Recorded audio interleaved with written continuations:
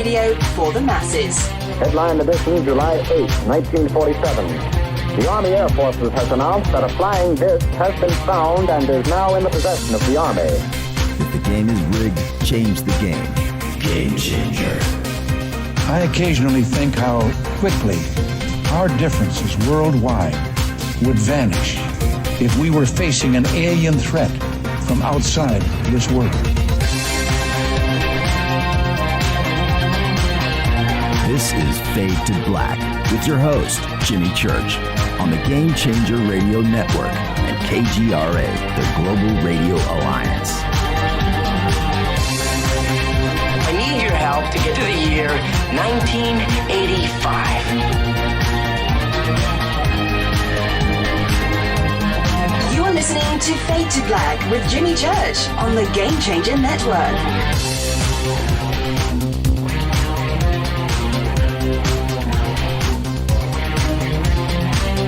Good evening.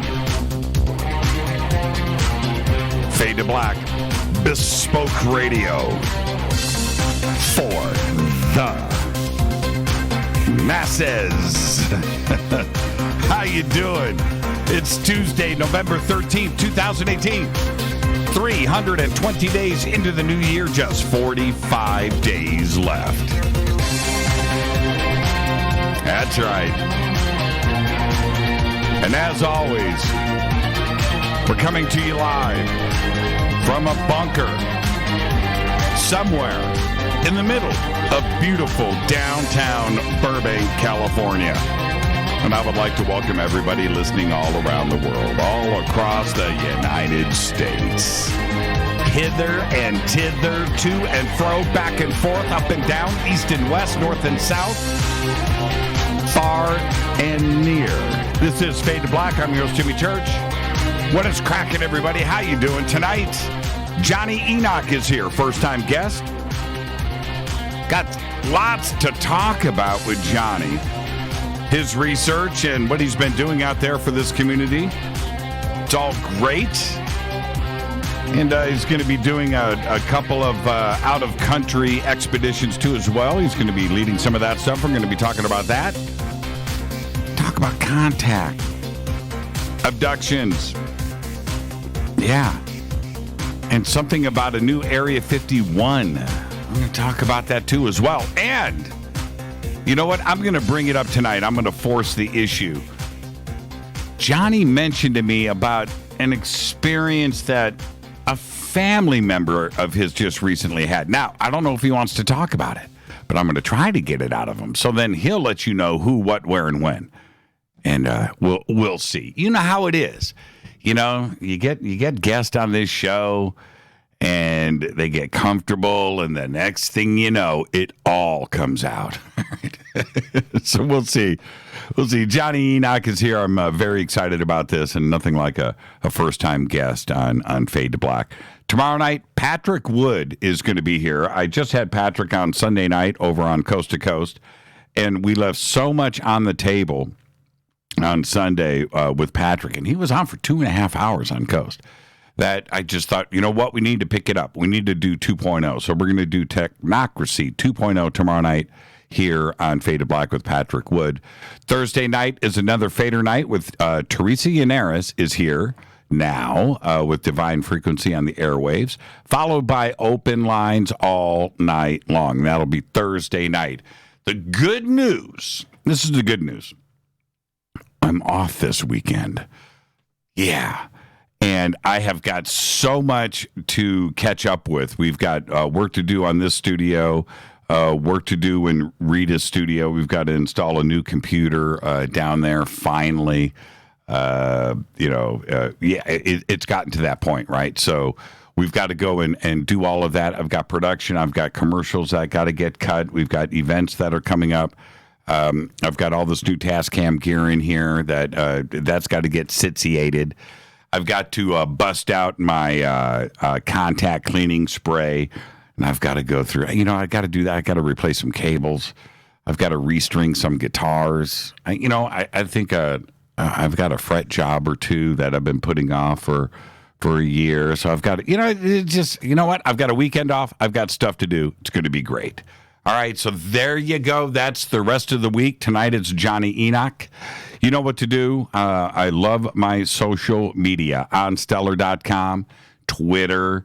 Twitter is at JChurchRadio, over at onstellar.com. I'm just Jimmy Church over there. Facebook, I think is it just Fade to Black, our channel page? Is that what it's called, or is it Jimmy Church Radio? Ooh. It's one or the other. Rita, what's our Facebook page called? I click on it, but I don't know. Anyway, so Facebook. YouTube is Fade to Black, and that's Fade to Black Official right there for YouTube. You can subscribe to our page. And at JChurch Radio, of course, on Twitter. Okay, hashtag F2B on Twitter is where we hang out. Each night, it is live in front of me. Hashtag F2B is the sandbox. And then we have 2 chat rooms. Okay, we've got Spreaker and we have KGRA, the planet. So there's 2 chat rooms if you want to go and do that. There you go. That was pretty funny last night.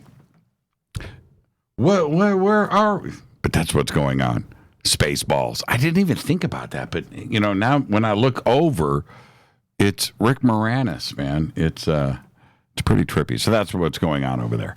All right. Any questions or comments, you can do hashtag F2BQ. You can also email throughout the show, Jimmy at jimmychurchradio.com. All right. Let's get to some breaking news. We got a lot to do tonight on the show. But the breaking news happened today after more than a year of speculation and intense lobbying from cities all across this country. Jeff Bezos ended that suspense today, announcing it's actually going to split into 2, right? 2 headquarters for Amazon called HQ2. So what is it now? Is it HQ2A and B? You know, how are they going to do that? But anyway, they're going to split it between 2 cities, both on the East Coast, New York City and Arlington, Virginia. That's right. Amazon is going to invest $5 billion into these 2 new offices. They're going to employ 25,000 people in each. And additionally, they're going to build a new operations center of excellence, and that is going to be in Nashville, Tennessee. And that's going to employ an additional 5,000 people. Now, when you bring, and that was one of the issues with this, and I saw it playing out. I mean, it's rather obvious. You build a headquarters with 50,000 people, everything changes for that city. Now, some would say, yeah, it's going to be great. We're going to have money and income and employment and everything that comes along with it. What about infrastructure? What about places to live? How about rent control? You know, you bring 50,000 employees with those salaries, suddenly, right? Capitalism kicks into place, right? All that rent in your city that was all cool doubles, right? How do you get people to and from? The traffic, everything those complications. Well, you always want those problems, but that's what comes with that. So now they're splitting it. So it's 25,000. I think the stress on the locals will be less. It's actually a pretty good idea. But what I found interesting is Arlington and New York City. Yeah, think about that. Kind of funky, isn't it? Nashville, not so much. Does Nashville, do they still have that Gibson factory there? Did Gibson ever, did they ever file bankruptcy? Weren't they going to do that? What happened with that? Or did they file? Did they go through it? Did they clear? I don't know. But when I think of Nashville, well, I think of a few things, but I think of Gibson, right? I actually, it's kind of weird that I brought that up. And this is because of Amazon. I watched a video yesterday. I took a tour of the Gibson plant, which I've never, it was just like a weird thing for me to do. Ludicrous speed. That's funny. Mark, I can always count on you for the funny stuff. But That is a funny gif right there. Ludicrous speed. Don't forget to subscribe to our podcast. It is just $2 per month. Go to jimmychurchradio.com. Click on the podcast banner. Help support the show, right? We have all the apps. Everything's updated. And it goes through every single day. We have over 900 archived shows right there for just $2 a month. You can also become a Fade or Not over in our membership section of the site. Now, we are launching a new jimmychurchradio.com website that's going to launch on New Year's Day on January 1st with an updated not only membership section, the entire website. Oh, nice and slick and new, and all of the buzzes and whistles that make surfing fun, and the memberships and purchases, and Fade to Black gear, and it's all going to be just beautiful. So I can't wait for that. All right, and Drew tweeted out today that he's posting some of the stuff and the work-throughs that he's doing on the membership section. If you want to jump in and complain, right, and tell him some of your issues, make sure it gets addressed, and you can do that right there, Drew the Geek on Twitter. Okay. Where am I at? You know what? I want Ronnie on the show. I want Ronnie on the show tomorrow. And you know who else I want on the show? We're going to do this on Thursday. I want Juanita here. I want Juanita here from River Moon Coffee. Rita, can you make that happen? I want a conversation with the good folks over at River Moon Coffee. All right, let's get this show cracking. Happy birthday to today. Gerard Butler is 49. And if you watch Twitter today, you know that Gerard lost his home, part of his home, in the fires here in Southern California over the weekend. And he did a tour of Malibu and posted that up. And today is his birthday.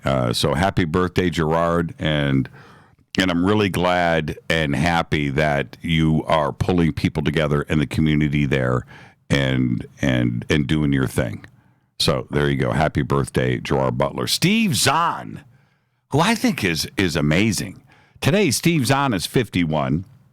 He's been doing a lot of voiceover stuff lately. You don't see him in movies, but there are 3 movies that come to mind with Steve Zahn. He'll always make the list because of this. And one is That Thing You Do.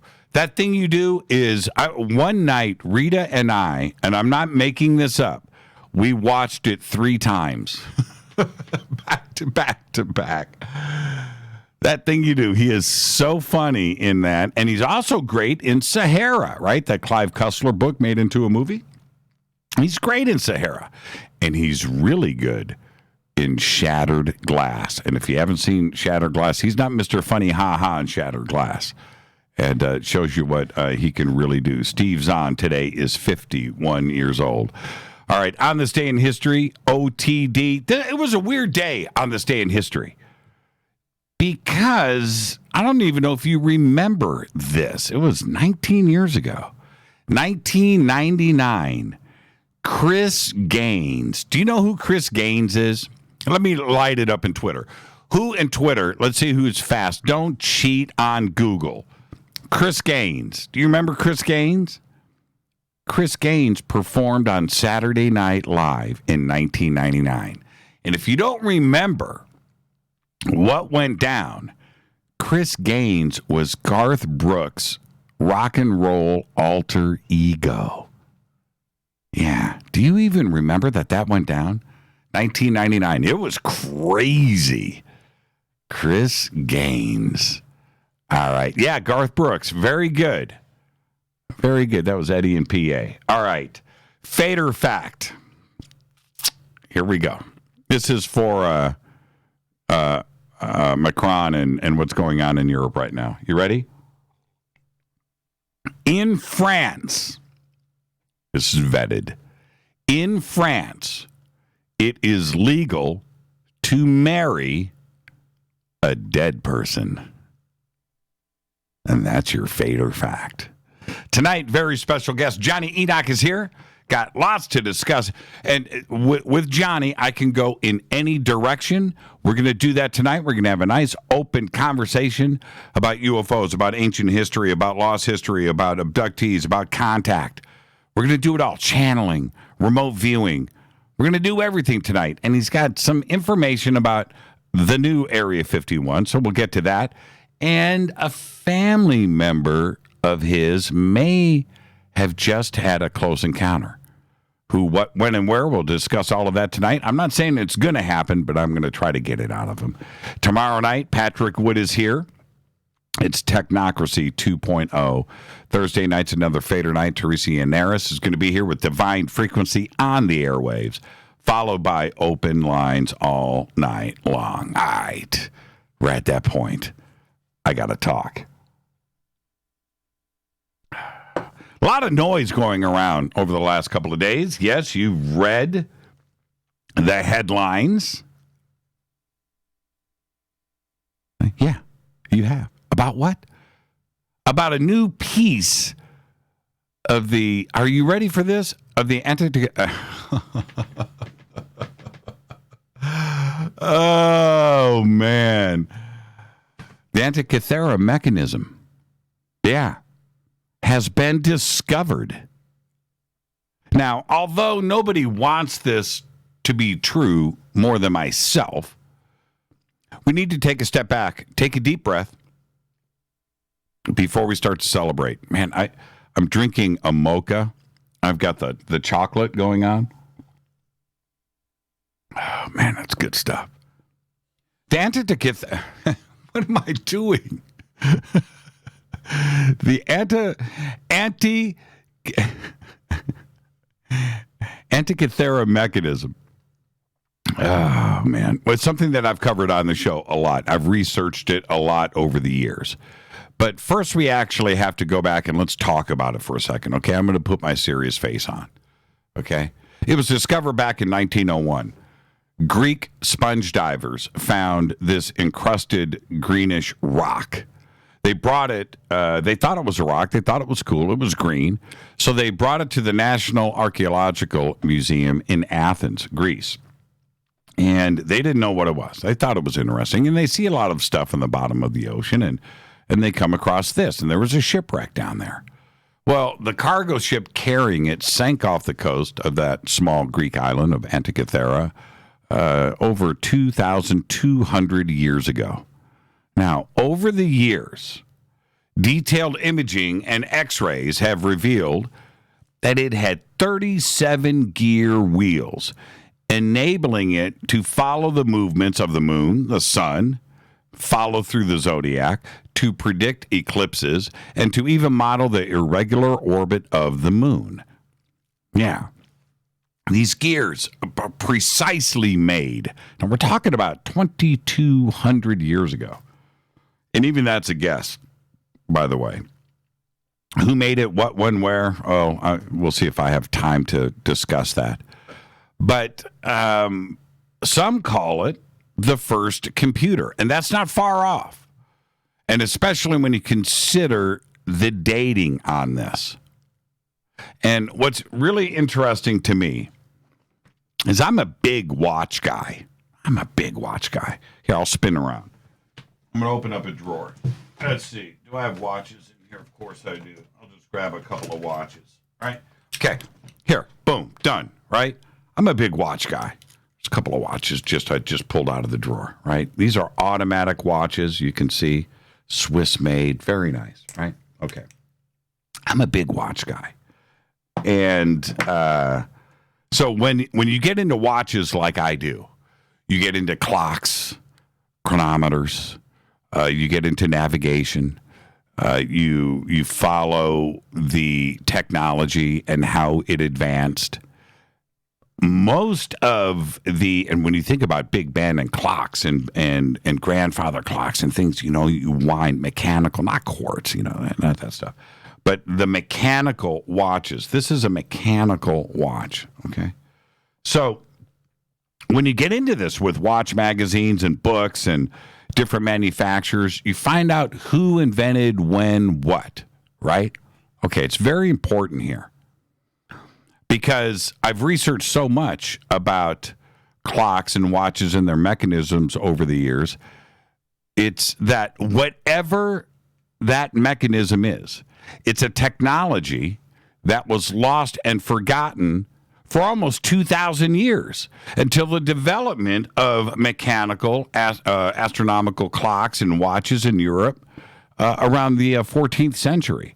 And the real cool stuff, like what I'm holding up, this kind of stuff didn't happen until the 17th, 18th century, and automatic movements 20th century, right? 19th century. There is so much detail for these gears and the timing, and to get the beats per minute and per second correct, so it actually spits out correct time. It's very important for accuracy. And when you're out there dealing with the stars, you don't want to go and run in to an island in the middle of nowhere because your clock was off, right?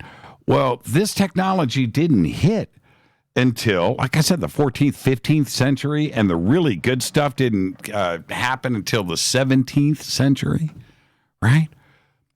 But the Antikythera mechanism was 2,200 years ago, 200 BC.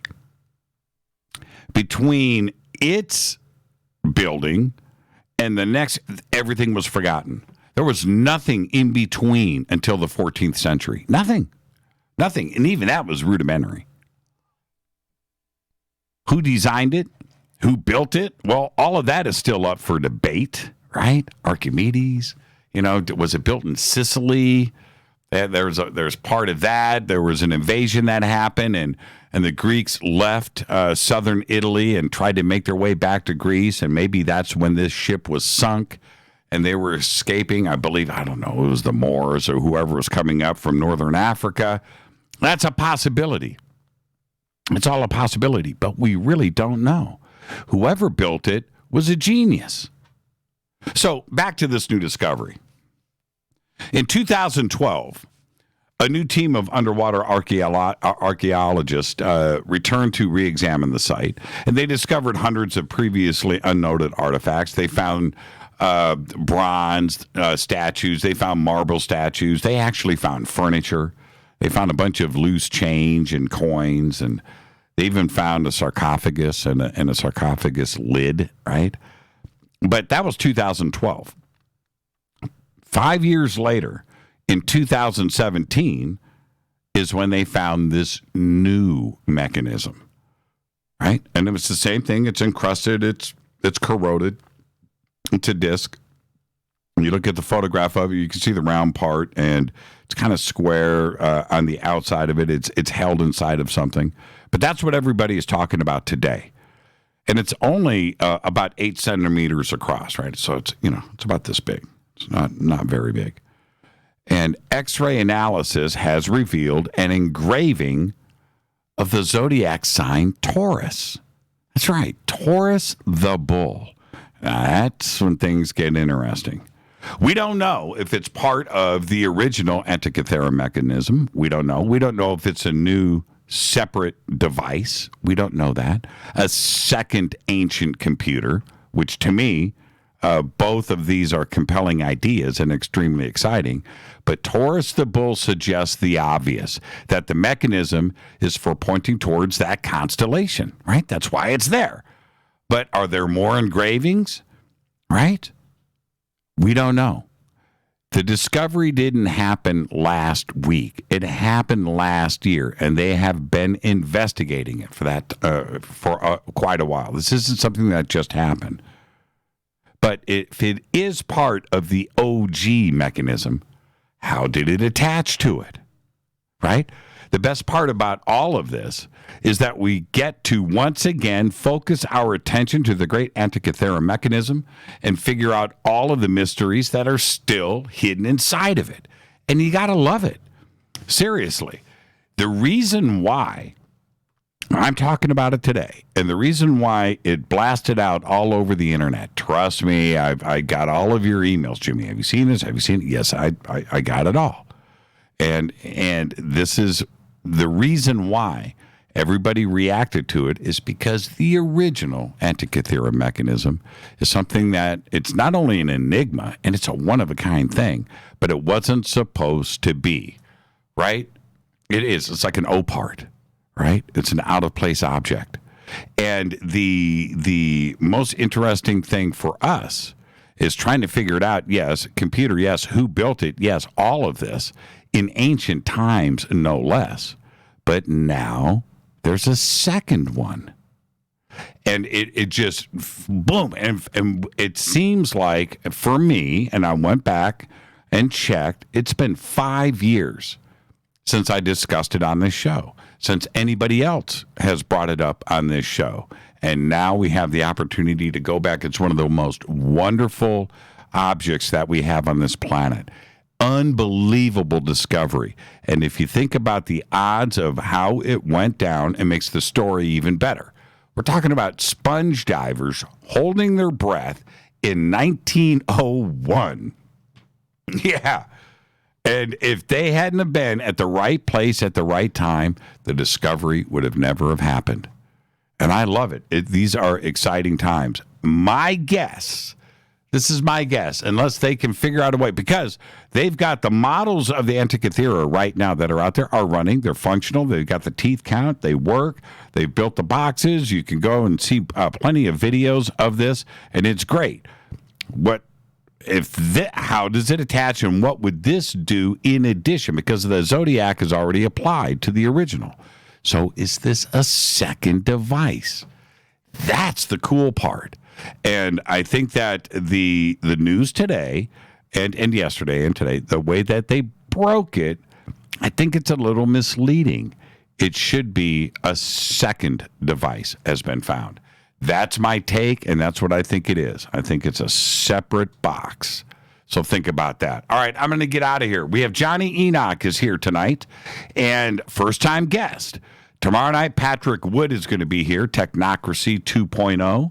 Thursday night is another Fader night with Teresa Yannaris and her Divine Frequency on the airwaves, followed by open lines all night long. I am your host, Jimmy Church. This is Fade to Black on the Game Changer Network and KGRA The Planet. That's right. Email is jimmy@jimmychurchradio.com. You can follow me on Twitter @jchurchradio. All of that is simple. Hashtag F2B is the sandbox. Hashtag F2BQ is Fade to Black questions. I'll be right back with our guest, Jonny Enoch. Stay with me.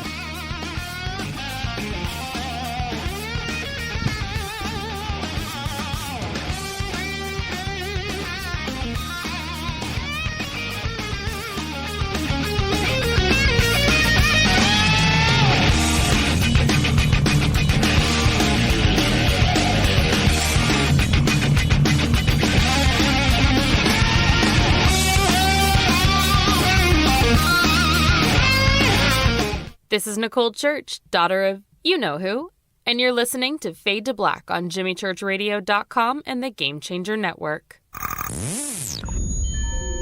You're listening to Jimmy Church, Fade to Black. Fade to Black will now pause for alien identification. The station that talks the net. KGRA Radio. When you take the beans from Central America with dashes of Indonesian and African mixed in and then roast it to the dark side of Fade to Black, you create the ultimate brew of fringe. Introducing the Fade to Black blend from Rivermoon Coffee.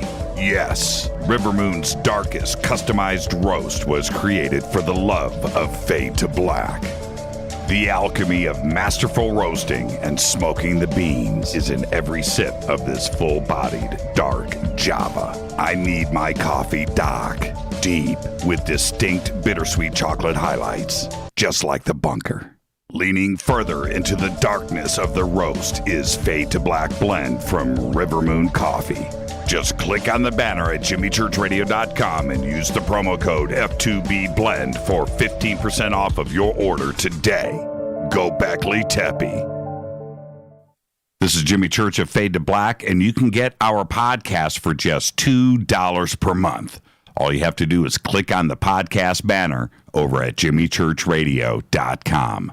Times are changing. The circus of politics, healthcare's low standards and high prices, and let's not forget food quality. What to do?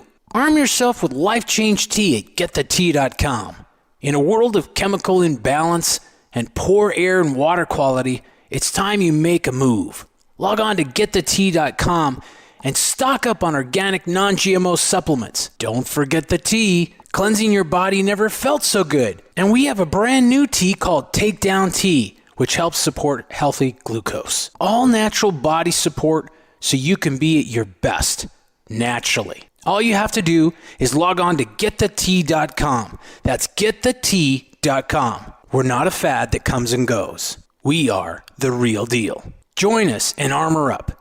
Getthetea.com. That's getthetea.com. Changing America's health one tea bag at a time. 9 out of 10 geneticists agree.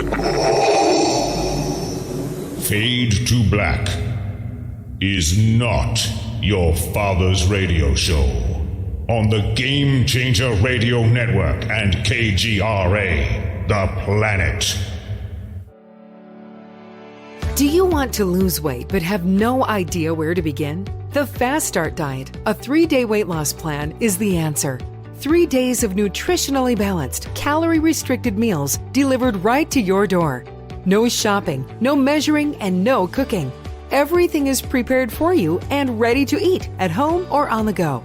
The Fast Start Diet has all the amazing benefits of intermittent fasting without starving.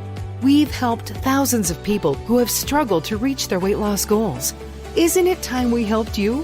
With the Fast Start Diet, you'll lose weight and feel great. Find Fast Start Diet on Amazon or go to faststartdiet.com and use promo code TALK to get 10% off your first box.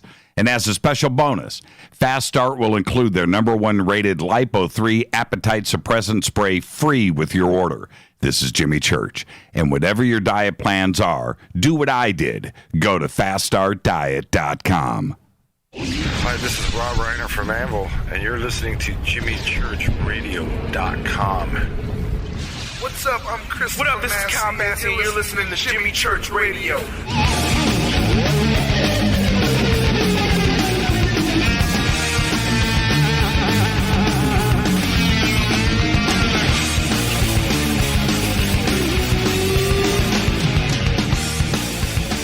All right, welcome back. Fade to Black. I'm your host, Jimmy Church. Tonight, Jonny Enoch is here. First-time guest.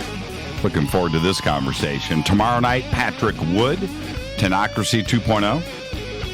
Thursday night's another Fader night. Teresa Yannaris is going to be here. Divine Frequency on the airwaves. Followed by open lines all night long. So there you go. That's our week. Like I said, I've got the weekend off, so it's housework. Yeah, I got to work all weekend. Tonight is Jonny Enoch. He's a trained clinical hypnotherapist, lecturer, writer from Vancouver, British Columbia, Canada. Not only has he been researching extraterrestrial phenomena and esoteric subjects for over 20 years, but after witnessing a series of unexplainable events while growing up, his search for answers has led him on adventures all over the world. This includes interviewing ET contactees, whistleblowers, and UFO witnesses. Currently, he is a featured speaker on the Ancient Mysteries Tour of Egypt, the Serpentine Mysteries Tour of Peru and Bolivia with Brian Forrester at Hidden Inca Tours. He's also writing a book on advanced civilizations and ancient consciousness technologies, and his YouTube channel is called Metaphysical Source. I would like to welcome for the first time to Fade to Black, Jonny Enoch. Jonny, good evening. What took you so long? I don't know, Jimmy, but it's good to be here. And actually, before we go any further tonight, can I ask that you and all the Fadernauts out there send healing and loving energy to our dear friend, Daniel Brinkley. And since I know you're listening, Daniel, we all love you, and you still got more work to do. Yeah, I talked to Daniel Sunday night. He was with me over on Coast to Coast, and you know, that's the thing, and I was kind of joking with him a little bit. It was just like he's getting too good at this near-death experience stuff. I mean, it's wow, you know, and this is the fourth time around for him, the fourth. It's just absolutely incredible. But you know what? He assured me, and thank you for that, Jonny, seriously. he assured me that he's going to be just fine. He just ain't ready. And I was like, okay, he always says that. He says, I'm not afraid to go home. And I believe him. Yeah, I would totally. He is such a big, tall, in shape, guy. And, soft spoken for sure. And his feet are on the ground. But if he doesn't want to go, and that's it. That's where I've got to plant my thoughts, and I'm totally cool with that. He's an amazing guy. So you're absolutely right. Thank you for that. Now, before we get started, we've got to do the first time guest disclaimer, young man. So let's get that out of the way, which is, Johnny, it's just you and I sitting on my couch having a conversation as friends. Where that conversation starts, it starts. Where it ends, it ends. But we're going to end as friends. You ready? I'm ready, Jimmy. Let's do this. You know what? Okay, see, this is the thing. With you, and I'm very excited to finally have you on the show, but with you, I can go in absolutely any direction. And when I have an open conversation, which is what I do every single night, I like having that comfort zone that wherever, we can go left, right, straight, and I'm excited about that with you. But before we go there, I want to go back. You've been doing this for 20 years, and I know this is like interview or conversation 101, but I've got to know with you, for the audience, what happened? Something happened in your life where you went down this path instead of another. There was a single event there. What was it? Well, Jimmy, it was actually a series of events. When I was growing up in my house, there were all sorts of very strange things happening. First of all, as I like to tell people, my sister, who's now in her 30s, she doesn't like to talk about any of this stuff that you and the Fadernauts talk about. She's not into the paranormal. She's not into ufology. She's more interested in what the Kardashians are doing in Calabasas rather than little gray men most of the time. But she has an experience from when she was 12 years old of the gray extraterrestrials that we typically hear people talking about, with the large hairless heads and the large teardrop eyes staring directly through her bedroom window at her. And when we were growing up in our house, my mom will say to this day that we were complaining about little gray men in our bedroom. She herself had very strange experiences. And I can also recall when I was growing up having these out-of-body experiences where I was floating peacefully above my bed, looking down at myself, or sometimes being thrust up into these holofractal multicolors, going up into these strange places. But you see, Jimmy, I wasn't able to get answers in my house because it was a very religious household. There was an information embargo. So I like to joke that when other kids my age, other boys were hiding Playboys under their bed, I was hiding the esoteric books and the crystals. And if I wanted to see the Playboys, I had to go to their house. Right. And so for me, this started a lifelong obsession, a fascination of looking into the mysterious, of immersing myself into the world of the occult. And that is also, brought me into the areas of using various modalities for these investigations, which is why I began working with clinical hypnotherapy to go deeper into what these ET contactees were saying, of looking into counseling and psychology. And then it just sort of grew into this obsession in my studies of traveling all over the world and visiting ancient temples and crawling under the crypts and deciphering the hieroglyphics on the sides of the temple. And I'm sure that you can speak to this, and so can the Fadernauts, that the rabbit hole just keeps getting weirder the deeper you go down it. Yeah. Sometimes I get nervous. I used to find a subject early on, in the 90s, and I would find a subject where real rabbit holes, and I would go down, and I started to get to the point where I didn't want, because it would take up 2 weeks of every minute of every day, right? And I couldn't come out of it. And so, the rabbit holes is something that I enjoy doing. I learned very quickly how easy it is to get sucked into a subject, and I would do it over and over again. So with you, the gray aliens in the house, your sister, your parents talking about it, What happened after that, though? Did they continue? Did you have another encounter? Was there something else that continued things? I think for me, it was all sorts of things that were starting this fascination of asking questions and looking at these subjects. For example, when I was talking about my out-of-body experiences, when you leave your body and you start to go into other realities, you start to question and you start to look at other explanations from what we've been told conventionally, and most certainly, you know, these experiences that we had early on with these extraterrestrials or these beings made me ask a lot of questions and say, okay, is there more to the story? I mean, where does this lead? And so that's where I started, you know, encountering other people that had these experiences and interviewing them and going deeper into what they were saying. And the work I've done with clinical hypnotherapy brought me into a whole other strange light with this. Because, Jimmy, I don't know if you've ever looked at the work of Dolores Cannon or any of the ET contactees that have gone through clinical hypnotherapy work, but it's very strange because you start to see that people have this missing time and that they start to describe experiences like the inside of a ship or places that they've been to, or when they're going through their experience, it's like they're going through it in a simultaneity as if space-time has warped and shifted, and the extraterrestrials that are interfacing with them in their experience are now talking to you, the practitioner. Mm-hmm. So it was almost like these seeds were planted and it just unraveled. The reality today for you, how has that changed versus what you thought was going on 20 years ago, 25 years ago, and what you have learned and where you have arrived today? What do you think is going on? Is this contact interdimensional? Is it actually physical? Are there crafts coming down and grays coming off of the, and, you know, physically, or is there something else? What have you learned? Well, it's all of the above, you know, and what I've looked at, and, you know, I believe that we've had a lost language of symbolism that's been hidden all over the world.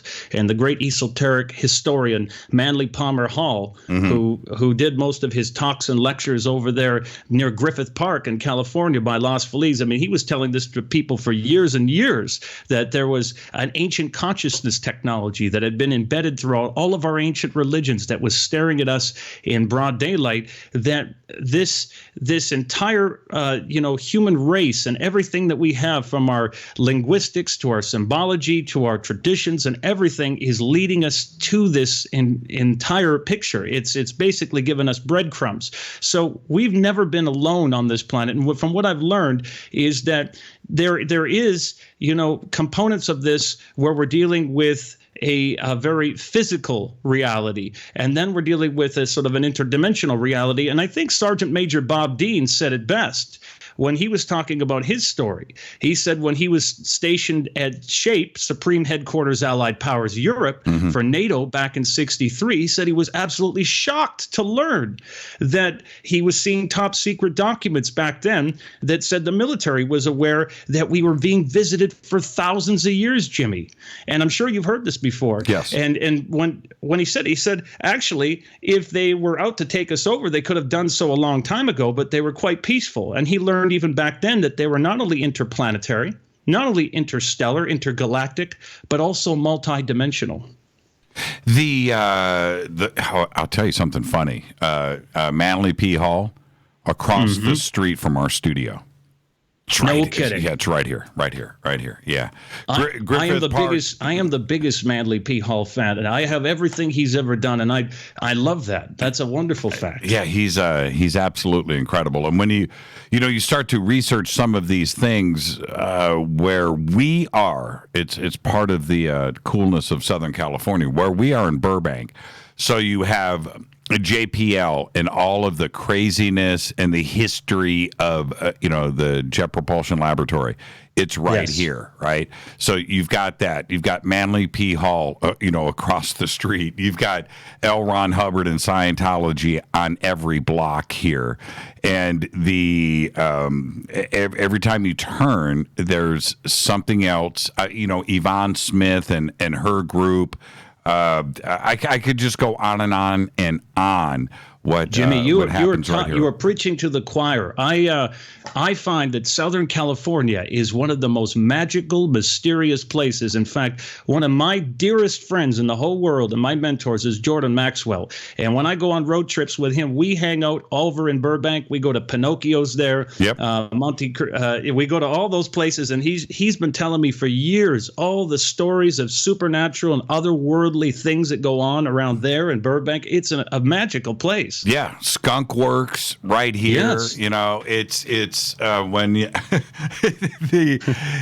when I go down the list of subjects, and you can go literally in each direction, and everything is happening right here in Southern California. I mean, it goes now. I'm also see. This is the thing. You've got it going on in Vancouver. There are so many stories and so much history with ufology and the esoteric in Canada, right? Yes, and there is. Of course, you've got ESETI just south of you. You know, that's right there. And so it goes on all over the place. It's not just here. And I do have to leave town for the fun stuff. You know, I've got to leave town for Joshua Tree or Sedona or Shasta or ESETI. But anyway, so I want to actually go back and to the thought, the contact side of things with those grays. I find that interesting. But did you start to see stuff in the skies too at a young age? I've seen stuff in the skies, and, you know, I've seen, you know, a craft move and then stop all of a sudden to make a strange flight formations and all sorts of moving lights and things all my life I've encountered like that. But, you know, bringing it back to what you were saying about Canada and these encounters, I don't think people really appreciate how, especially people that are in Canada, they don't appreciate how much of a history we have with ufology here. Right. And I mean, we can say that there is a plethora of stories, all kinds of incredible stories that we get from the southwestern United States, and there are. But in Canada, I don't know have you ever heard of the Falcon Lake incident? Absolutely. See, look, and I've every time I have a Canadian researcher on the show, I always bring up the same question. Why is it that Canada is ignored? Some of the events up in Canada are some of the most documented, amazing contact, sighting, official, noted events in all of ufology, and nobody talks about it. I really don't get it. I don't. I agree. And, you know, I don't limit myself geographically to one area. I mean, I'm fascinated by all the stories we get. Like if Nick Pope is talking about something over in the UK, if we go over to any of these areas, I'm interested, even over in Brazil or something. But in Canada, as you know, we've had the Stefan Michalak case, which I think is sort of like our Roswell. That was back in '67, and it was very well documented with the RCMP. And then we had the Shag Harbor incident over in Nova Scotia. Also, that was in October 4th, 1967, where it was widely seen. Mass witnesses. The RCMP documented it, and that was fascinating. We had Miriam Delicato's case over here in northern British Columbia. But it's interesting because I've actually had conversations with the former Canadian Defense Minister of Canada, the Honorable Paul Hellyer, and he'll tell you actually when you sit down with him that extraterrestrials are real and that they're working with our scientists and military on government bases, and the people just aren't ready for it yet. But it actually goes even further than that, Jimmy, because, you know, I've had sit downs and talks with our First Nations elders here, and, you know, even Derek White Sky Cloud here and others, and they've told me that we have extraterrestrials here. They have underground bases, and they've been working with their people for a long time with the Métis, and they call them the Star Brothers with the Star Lodge. So it's amazing. The Falcon Lake incident, when you just brought up Shag Harbor too as well, where not only documented physical evidence, you know, Stan, and you can help me out here, but my memory was he had the crazy burns on his stomach. That's right. And, so here you have the reports, you have the physical side of it completely documented. This wasn't ancient history. It was in the 60s when that went down. And it's just one of those cases that should be, when people talk about Roswell, or they talk about Air Force bases or whatever the famous, Rendlesham, Falcon Lake should be, part of that conversation. It just should be, and Shag Harbor as well. Well, we actually released a coin here in Canada recently from the Canadian Mint, and it sold out very, very quickly. It was a UFO coin commemorating this very famous sighting. But there's an even more interesting story I heard recently from Derek, who I was just mentioning, Derek White Sky Cloud, who's also an ET contactee, and he was telling me he was traveling recently, Jimmy, through an area called Clearwater in British Columbia. And it was very interesting because in this little town we have called Clearwater, it looks like this is sort of our version of Roswell. And you know what it's like when you go to Roswell. You have the Roswell Museum there. You have the street lamps like little alien heads. The gas station is done up like UFOs. It's incredible. Mm-hmm. I love going to Roswell. Well, he said you go to Clearwater here, and as soon as you go into this little town called Little Fort, there was a sign up that had a UFO with little extraterrestrials that were eating ice creams. And they had a UFO museum and all this UFO merchandise, and it became a UFO tourism hotspot here in BC. There were so many abductions, so many sightings, so many people talking about little green men and extraterrestrials that they were going crazy for it. And then what happened is, according to the locals, is that you get the municipality involved. You get a mayor or a council, and they say, you guys need to stop talking about UFOs because you're scaring people off. So we had this sort of UFO tourism, and I think the UFOs that are coming in here with the extraterrestrials love the wide open space. They love that they can set up in a little logging town, and there's very little publicity to what's going on. What happened in Clearwater? Tell me about that case. There's a lake nearby there. And according to some of the reports, there's even reports online from years ago about this, the ETs that were coming and going, they were seeing craft come out of the lakes. And that's been the case. I've heard a lot of reports, actually, of UFOs that will have bases under the water, that will go into these particular areas and come out of them. And in that place, they'd set up shop and they were going to town. They were just taking everybody in for abductions and experiments and examinations. And that was going on for some time, allegedly in Clearwater, according to the locals there. What year? As far as I know, that potentially went on to the 80s, 90s. There's reports online of it. The locals were just saying this. And Derek was saying that, someone really needs to go in there with a video camera and start getting testimonies. You do. I'm thinking about it. I'm going to head over there soon. I have never heard about this. And that's why we do Fade to Black right there.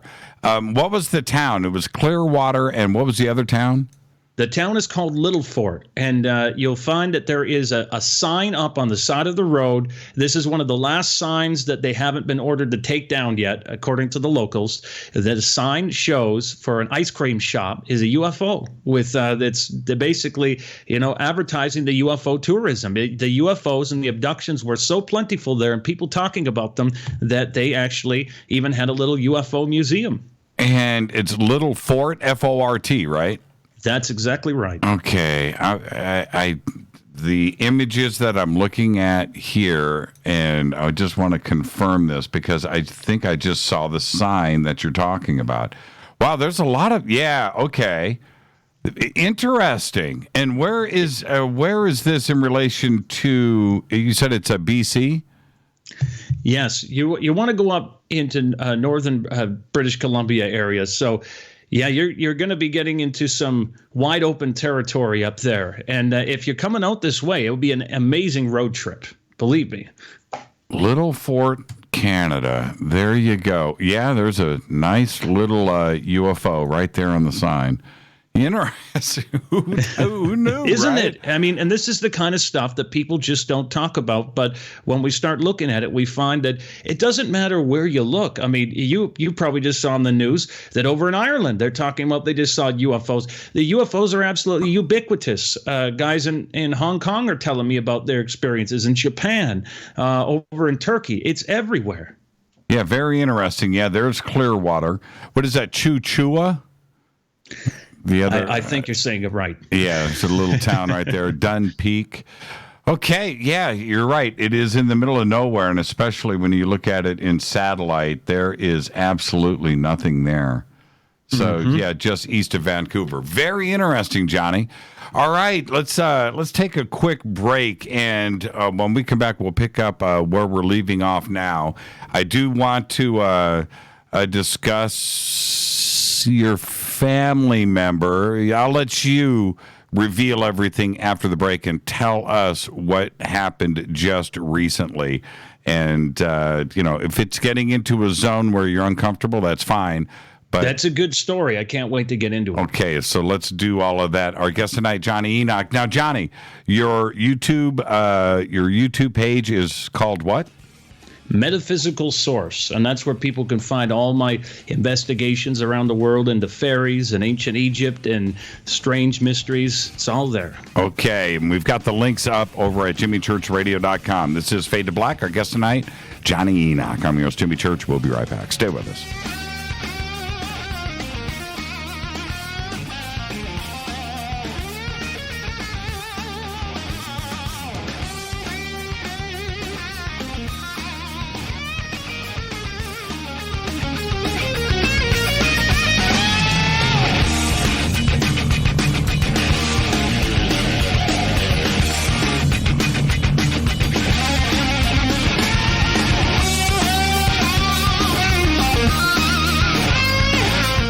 This is Nicole Church, daughter of you-know-who, and you're listening to Fade to Black on jimmychurchradio.com and the Game Changer Network. You're listening to Jimmy Church, Fade to Black. Fade to Black will now pause for alien identification. The station that talks the net. KGRA Radio. When you take the beans from Central America with dashes of Indonesian and African mixed in and then roast it to the dark side of Fade to Black, you create the ultimate brew of fringe. Introducing the Fade to Black blend from River Moon Coffee. Yes, River Moon's darkest customized roast was created for the love of Fade to Black. The alchemy of masterful roasting and smoking the beans is in every sip of this full-bodied, dark Java. I need my coffee dark, deep, with distinct bittersweet chocolate highlights, just like the bunker. Leaning further into the darkness of the roast is Fade to Black blend from River Moon Coffee. Just click on the banner at jimmychurchradio.com and use the promo code F2BBLEND for 15% off of your order today. Go Beckley Teppy. This is Jimmy Church of Fade to Black, and you can get our podcast for just $2 per month. All you have to do is click on the podcast banner over at jimmychurchradio.com. Times are changing. The circus of politics, healthcare's low standards and high prices, and let's not forget food quality. What to do? Arm yourself with Life Change Tea at getthetea.com. In a world of chemical imbalance and poor air and water quality, it's time you make a move. Log on to getthetea.com and stock up on organic non-GMO supplements. Don't forget the tea. Cleansing your body never felt so good. And we getthetea.com. That's getthetea.com. We're not a fad that comes and goes. We are the real deal. Join us and armor up. GetTheTea.com. That's GetTheTea.com. Changing America's health one tea bag at a time. 9 out of 10 geneticists agree. Fade to Black is not your father's radio show on the Game Changer Radio Network and KGRA, the planet. Do you want to lose weight but have no idea where to begin? The Fast Start Diet, a 3-day weight loss plan, is the answer. 3 days of nutritionally balanced, calorie-restricted meals delivered right to your door. No shopping, no measuring, and no cooking. Everything is prepared for you and ready to eat at home or on the go. The Fast Start Diet has all the amazing benefits of intermittent fasting without starving. We've helped thousands of people who have struggled to reach their weight loss goals. Isn't it time we helped you? With the Fast Start Diet, you'll lose weight and feel great. Find Fast Start Diet on Amazon or go to faststartdiet.com and use promo code TALK to get 10% off your first box. And as a special bonus, Fast Start will include their #1 rated Lipo3 appetite suppressant spray free with your order. This is Jimmy Church, and whatever your diet plans are, do what I did. Go to faststartdiet.com. Hi, this is Rob Reiner from Anvil, and you're listening to JimmyChurchRadio.com. What's up? I'm Chris. What up? This is Combat, and you're listening to Jimmy Church Radio.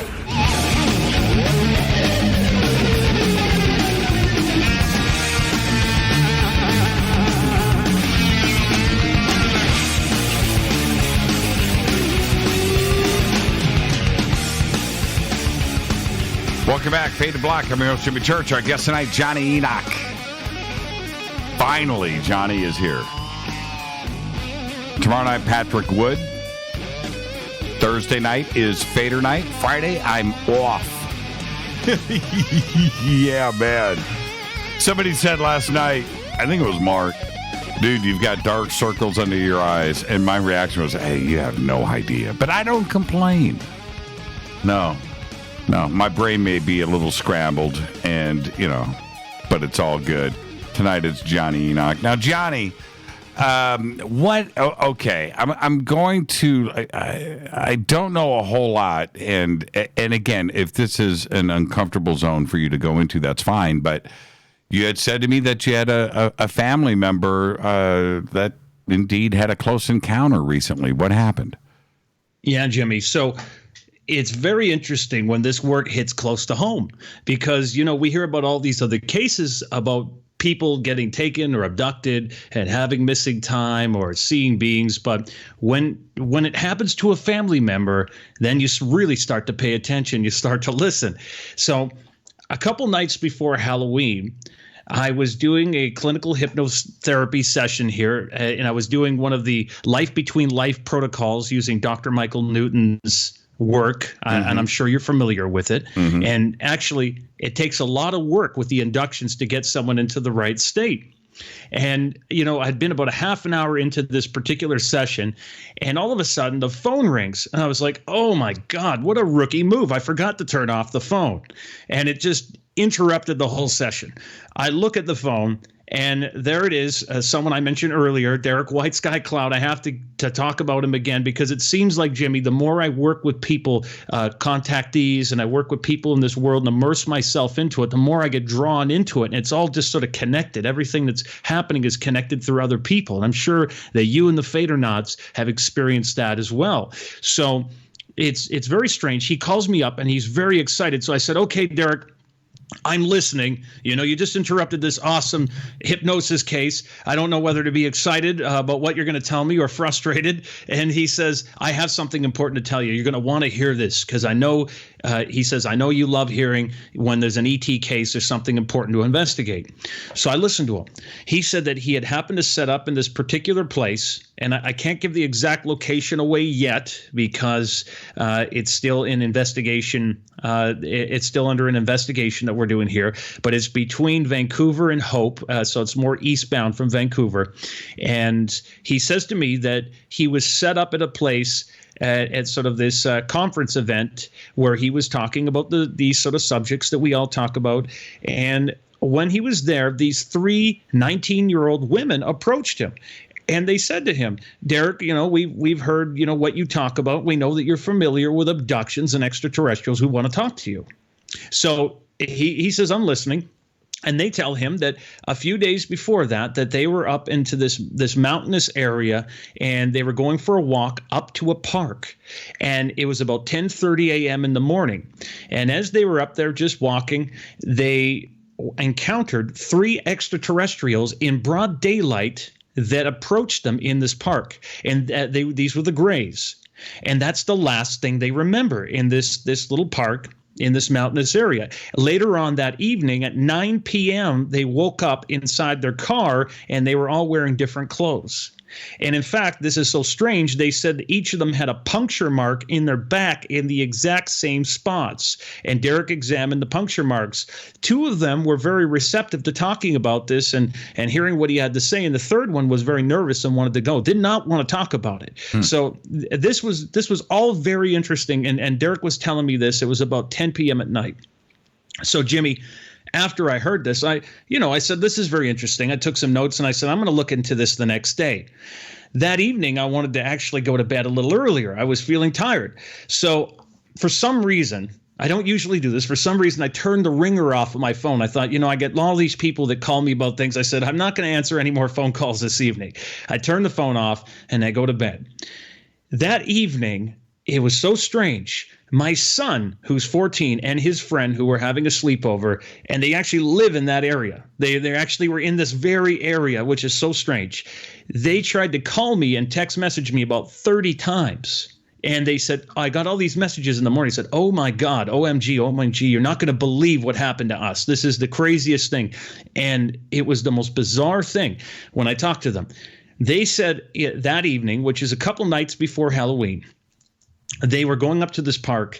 And Jimmy, I know out where you're living that the 4th of July is the big night for fireworks out there for you guys. Right. But over here in Canada, we like to let off fireworks at Halloween. That's sort of our night to do it. So right around that time, you hear a lot of firecrackers and things going off. So they were going around as boys do, and they wanted to let off a few fireworks. So they kind of meandered over to this park at about 10:30 at night. At this very park where these 3 19-year-old women had this experience with the extraterrestrials. And this park is very particular. I sent you some pictures of it. It's very small. It's nestled up next to the mountains, just beyond a suburban area. And there's one small Mickey Mouse little light there and a water supply area behind it that's fenced off and secured that you can't get into. And this is behind a chain link fence. So as they go into this park, they think they're there by themselves, and they start rummaging through their backpack. And all of a sudden, they hear something in the distance. They hear a and they go, what's that? They look beyond the trees, and up behind the trees, in a large tree in front of them, an 8-foot-tall gray extraterrestrial, as they've described it to me, with dolphin-like skin and large black eyes, peeks its head from behind the tree with a long neck, long arms, and long feet. And this is very particular, the way they describe this, because they actually said to me, especially my son's friend, who's been very frantic throughout this whole thing. I mean, this kid, you can tell that they've been shaken to the very core. He said that they had hoof-like feet.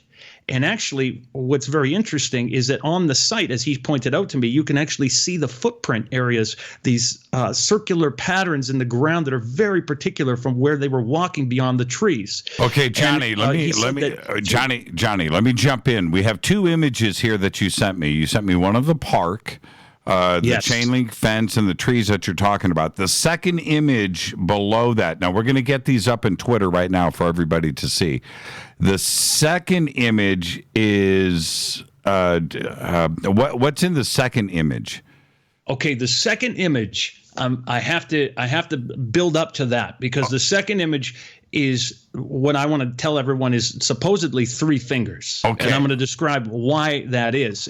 And what happened is that he said that the first being that came forward was about an 8-foot-tall gray extraterrestrial. Gotcha. The 2 other beings were much shorter. They said in the 4'8", 5 something category. And from what I've been told by other experiencers is that sometimes these are sort of the scientist beings, and those are like their worker drones. And so they said to me that the ship was just behind the fence. There was a fence behind these trees, and it was more in this secured water supply area that you see in this picture.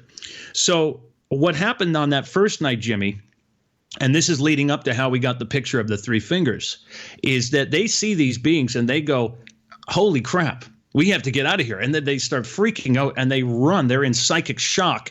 And as they're running away from this place, the one taller gray starts walking towards them and waving its hands for them to come back to them. And as they're running, they say that there's actually a time missing that they don't remember, that there's about 1 hour of time that just went missing. And it leads back to them being at the house later that evening.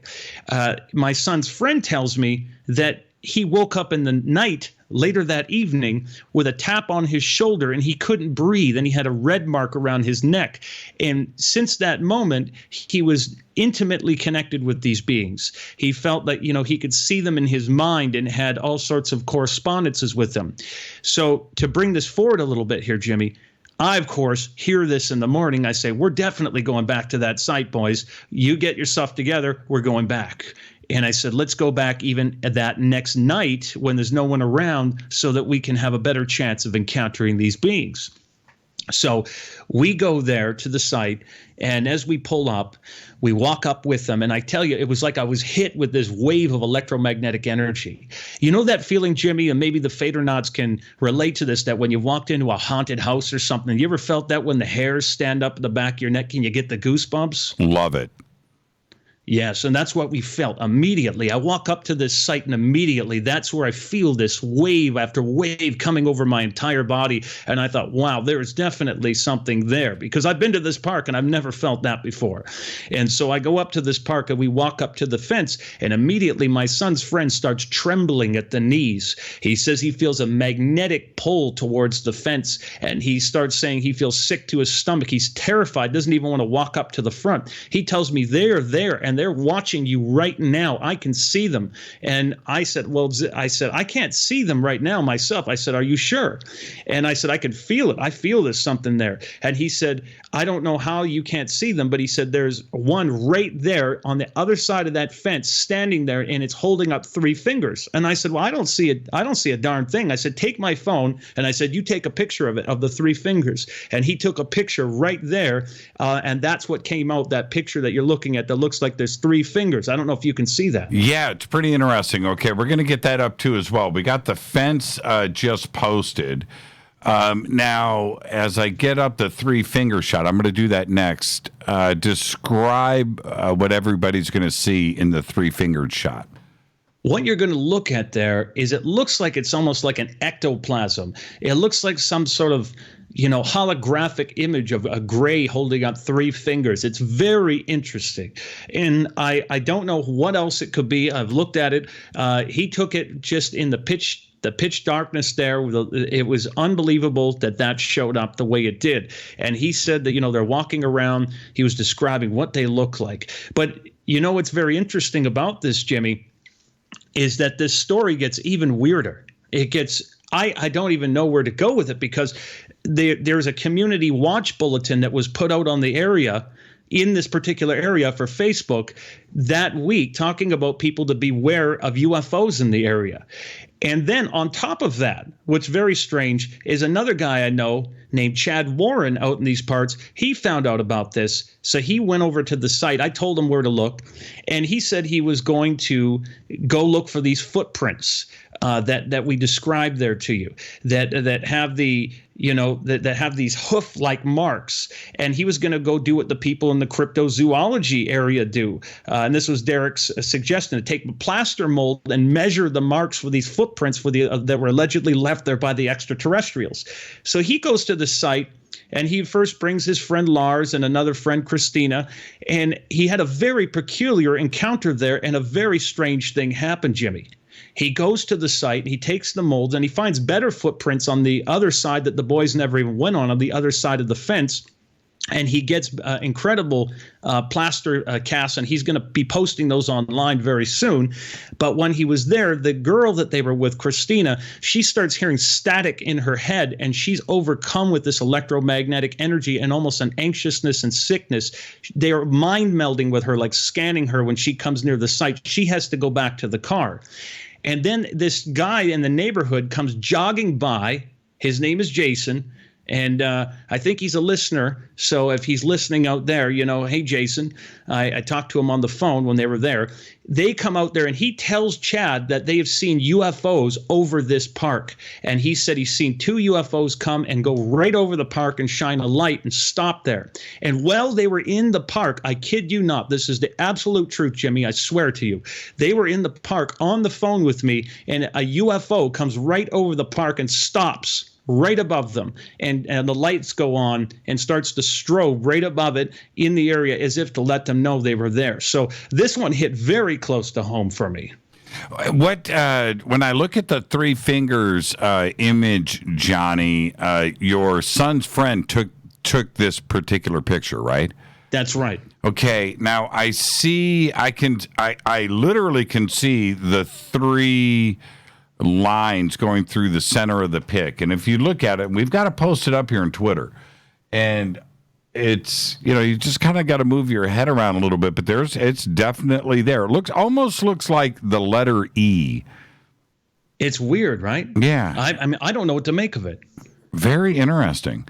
And so there's the road, there's the fence in the background, right? I don't know if that's a road or a sidewalk or a path. But yes. There's the fence, there's the trees, you can see the park. What's interesting about this image is how it's so grayed out. I see the 3 fingers better in the thumbnail than I do when it's enlarged, by the way. And when it's smaller, it's like right there. That's pretty interesting. It's a pretty interesting image, man. You need to get some analysis done on this.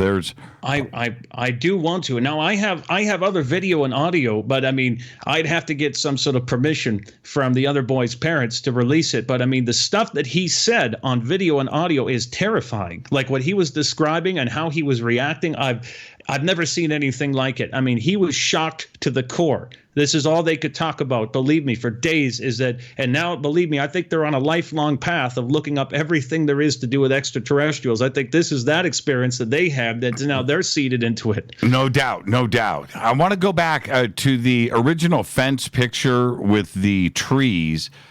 When he said he's right there, where would that ET have been in this pic? Now, if you look on the other side of that fence, we are on the side of the fence in that pic where the park is. There's a little swing set there, the little Mickey Mouse park. Mm-hmm. On the other side of that fence, there's a water supply station with a platform. It's totally sectioned off from the public, and it's surrounded by a mountainous area with forests. And I don't know if it's just a coincidence, but the days following that event, there were black helicopters going into that area. And I've been told, I don't want to sound too much like a conspiracy theorist here, but I've been told that's usually military. And it's interesting that it's the perfect place. If you were extraterrestrials and you wanted to park down into a suburban area and bring people into that area, and you wanted to do, experiments and abductions, it would be the perfect place. It's a perfect rendezvous place. UFOs like water. Oh, yeah, they do.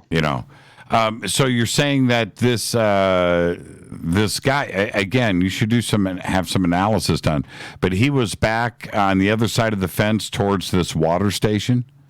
Yes, and there's a group of them. So according to him, when he would see them, and most certainly the first night he said the taller gray came forward, but on the second night he said the taller grays stayed back towards the ship. The taller grays, the 8-foot tall one, was further back behind the trees, whereas on the second night when we came there, the one that came up towards the fence area that was looking at us, holding up the 3 fingers, he said it was a much shorter one. But for some reason, he was able to perceive them, and it was acting very strange with all sorts of physiological reactions and things. I could feel them, but I think it's maybe they had some sort of a cloaking mechanism, as I know our militaries do now. They have like metamaterials and stuff like that. So it was a very strange experience, Jimmy. Now, and your son and his friends, no UFO interest before this? Zero. I mean, they didn't care about this stuff. As far as they're concerned, they're out skateboarding and letting off fireworks. And after this, believe me, they don't care about fireworks. And I don't think they've been thinking about skateboards. Yeah, that second image. And, well, the image is fine, and that's great. But having their testimony from somebody that is, at that age and that isn't part of the community, it's their descriptions that I find most compelling here.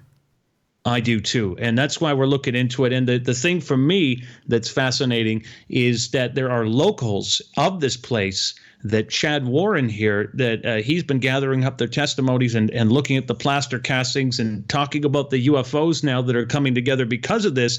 And it was like a snowball effect when I first heard about the 3 19-year-old women that were at this site.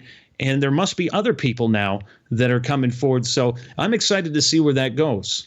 Now, what about the 3 19-year-old girls? What's up with them, and are you in contact? I know that they made contact with Derek White Sky Cloud, and I'm interested to see what becomes of that. So he's the one that's going to know where their testimony's gone. He said they were very apprehensive to talk about it, but the thing that was strange, Jimmy, is that I got the call about them.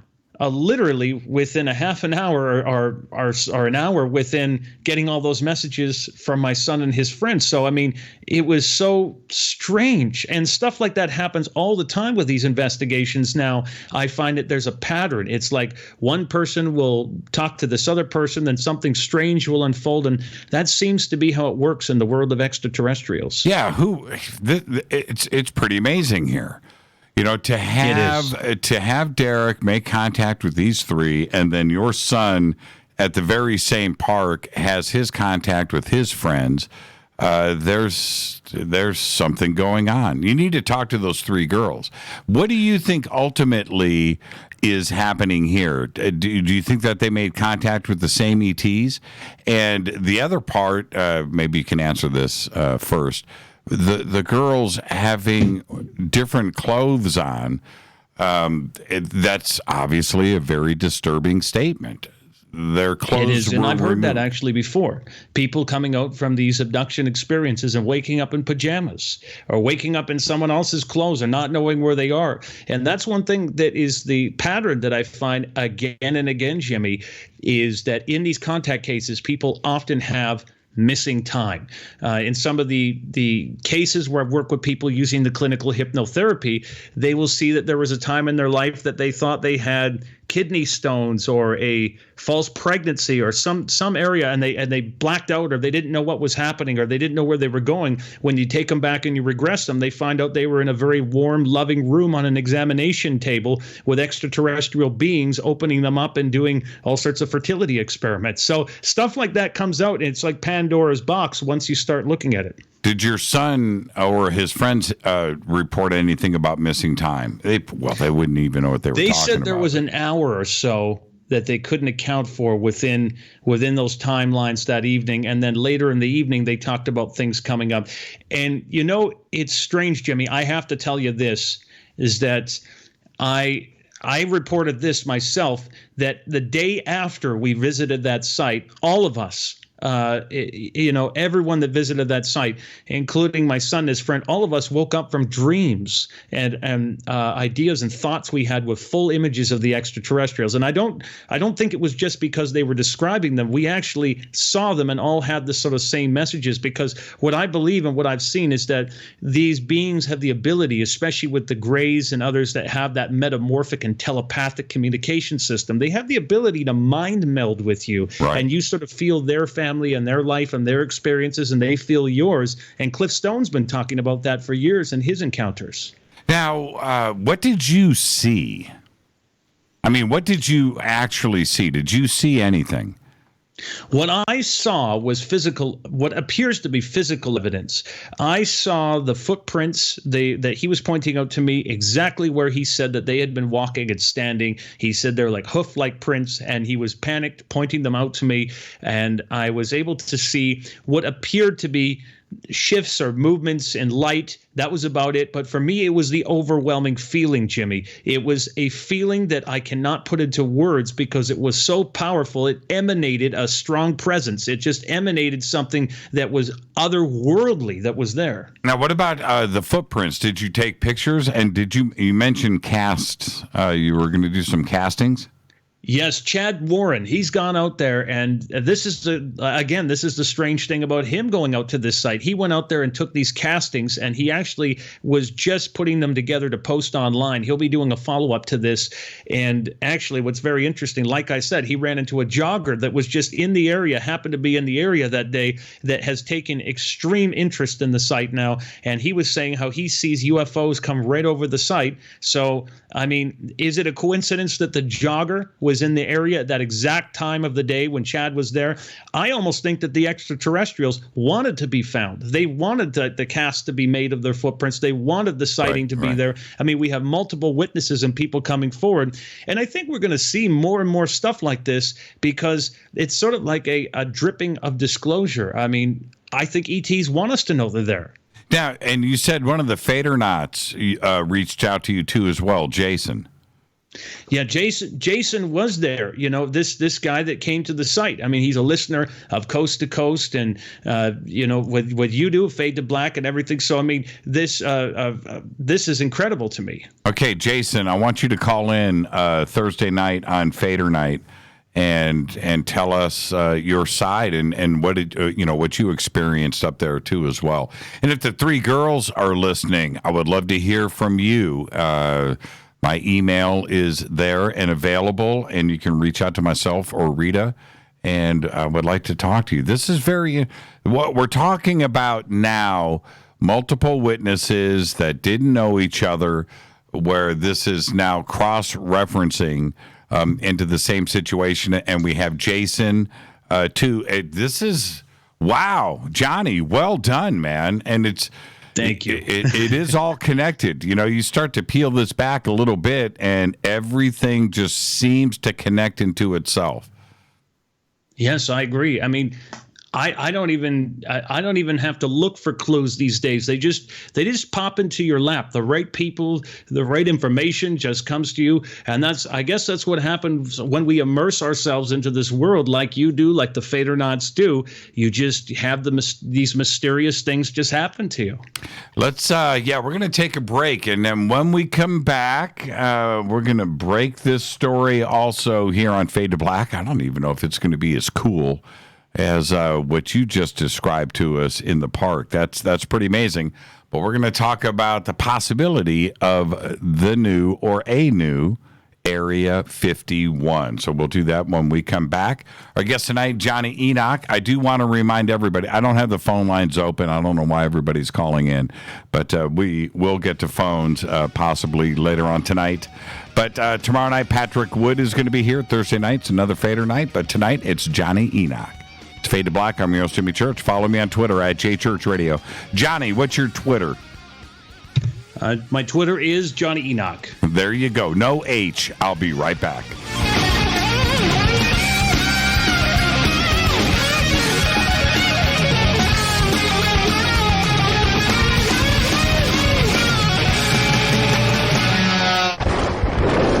This is Fade to Black with Jimmy Church on the Game Changer Radio Network and KGRA, the Global Radio Alliance. This is KGRA Digital Broadcasting Station, Salt Lake City, Utah, Van Buren, Arkansas. Folks, this is very important information. What's to be said about CBD? AncientLifeOil.com. Our CBD is made from hemp and has 0.003 THC, which means this wonderful product won't get you high, no matter what amount you take. What does CBD do for the body? My hands are tied, but you can Google CBD benefits and be astounded. When you're finished reading, you'll want to log on to AncientLifeOil.com. That's AncientLifeOil.com and purchase. Life is good when you feel good. People are tired of pain. People are asking for non-GMO organic products to help them with you fill in the blank. Legal in 49 states, and again, our CBD is made from hemp. Ancient Life Oil is about helping people one by one by one. If you wonder how good the product is, the CEO takes it every day without miss. AncientLifeOil.com. That's AncientLifeOil.com. Have a great day. Hello, I'm Katie Lee, and you're listening to my main man, Jimmy Church, on JimmyChurchRadio.com. Hi, this is Ray Hobbs here, repping the planet, and you're listening to my good friend, Jimmy Church, Fade to Black, on the Game Changer Network and the KGRA digital broadcast station. This is Toby Kebbell. You're listening to JimmyChurchRadio.com. Don't hurt me, Jimmy. I'm only little. Hey, I'm Adrian Grenier. And this is Ari Gold. We're the Honey Brothers. Well, yes. We are of the Honey Brothers. Hey, I'm Adrian Grenier. And I'm Ari Gold. We're the Honey Brothers. And you're listening to Jimmy Church. The Revolution. Reclaim your active lifestyle with Angioprim. Angioprim is the original liquid oral chelation supplement. Chelation helps remove toxins, heavy metals, and cholesterol in your veins and arteries that can cause blockages. Scientific research proves the active ingredient in Angioprim has superior oral chelation action that helps promote cardiovascular health. Find out more. Go to angioprim.com. Talk to a trained consultant by calling Angioprim toll-free 877-882-7221. This is Jimmy Church of Fade to Black, and you can become an official Fadernaut by just going to our membership section at jimmychurchradio.com. Hey, it's Grace. Can we talk about something serious for a minute? Your age. Getting old has its perks. But remember, being a few years younger, you know, your hair was thicker, you didn't have so many wrinkles, that extra weight wasn't haunting you, and you just felt better. Well, we can't turn back the clocks and go back 10 or 15 years, but you can start feeling and looking 10 or 15 years younger with Nature's Youth RSF. It's a doctor-formulated daily supplement that helps your body maintain its peak performance and fight the aging process. Imagine sleeping better, looking better, and feeling better. See how Nature's Youth RSF has helped thousands of people just like you at nature'syouth.com. nature'syouth.com. Imagine how it will feel when your family and friends are asking you what you did to look so good. Your secret will be Nature's Youth RSF. It's time to start looking better and feeling better. Learn more and order your Nature's Youth RSF at nature'syouth.com. That's nature'syouth.com. That's nature'syouth.com. Hello, this is Serena Wright Taylor from Conscious Life Expo, and you're listening to Fade to Black with Jimmy Church, who holds the Lucky Pony record for the best astrological chart since 1963. True story. This is Micah Hanks of the Gralien Report, and you're listening to Jimmy Church on Fade to Black, across the globe on the Game Changer Radio Network and the one and only KGRA Radio, The Planet.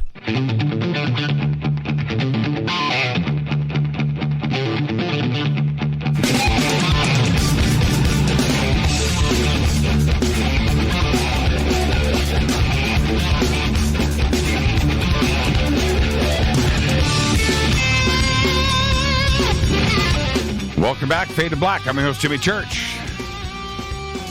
Great show tonight. Jonny Enoch is here, finally, first-time guest. What a great encounter. The park encounter, there's something there. There's something there. I can't wait for the rest of the evidence to come in and chat with the cast, and I want to see the images. Hoof prints. Wow.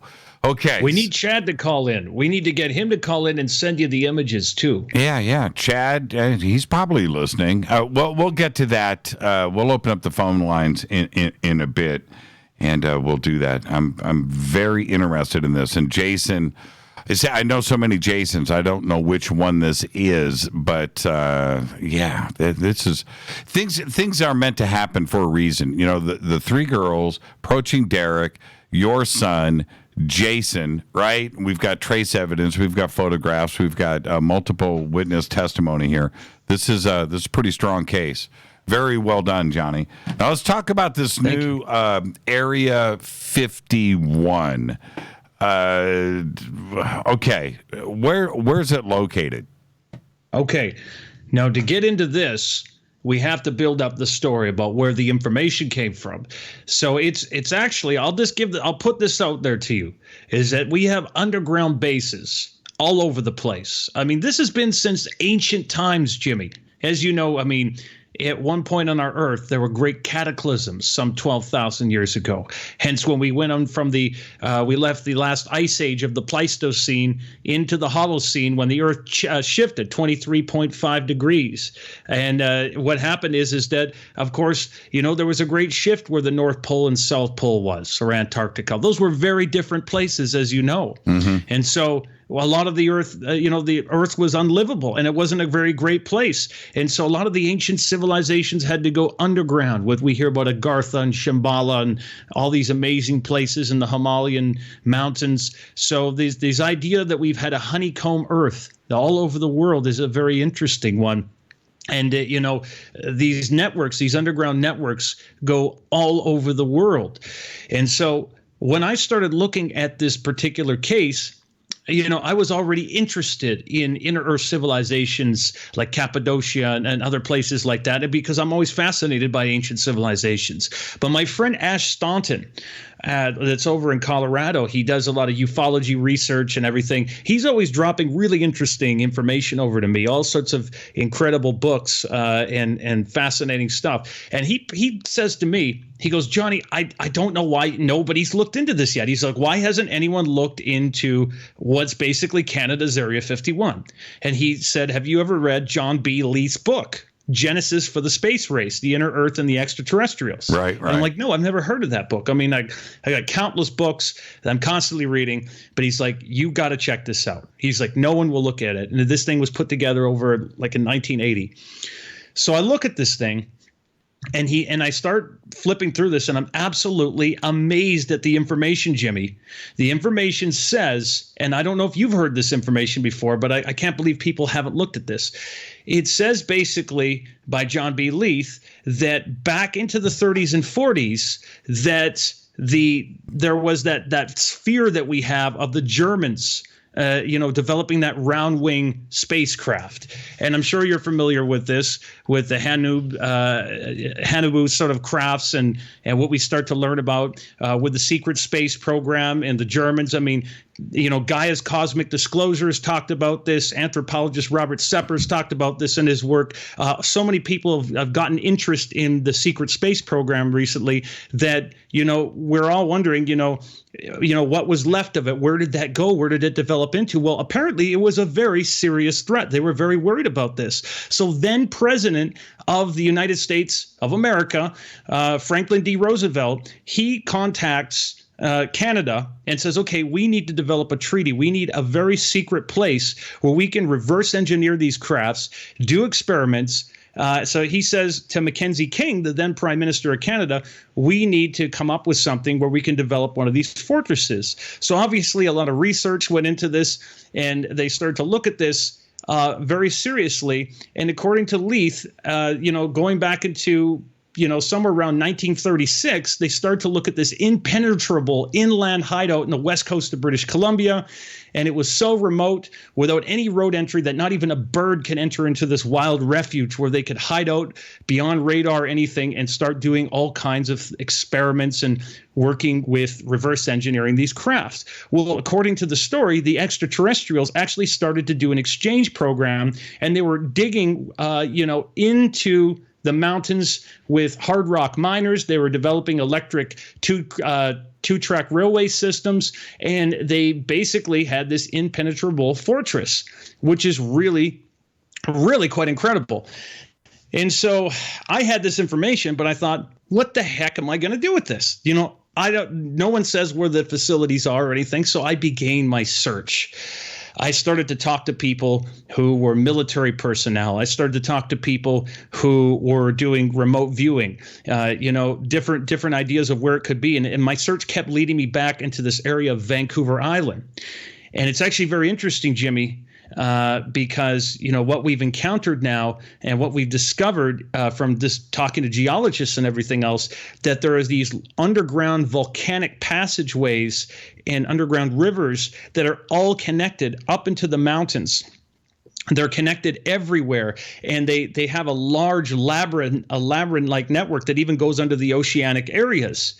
And it's really quite fascinating because even recently Emery Smith had been talking about that, where he was on Cosmic Disclosure talking about, all the various bases that we have out there from, the classical Area 51, Los Alamos. And he went even further on an episode of Cosmic Disclosure to say that there was a base in Whidbey Island and an underground facility in British Columbia, Canada, which I thought was fascinating that he mentioned that.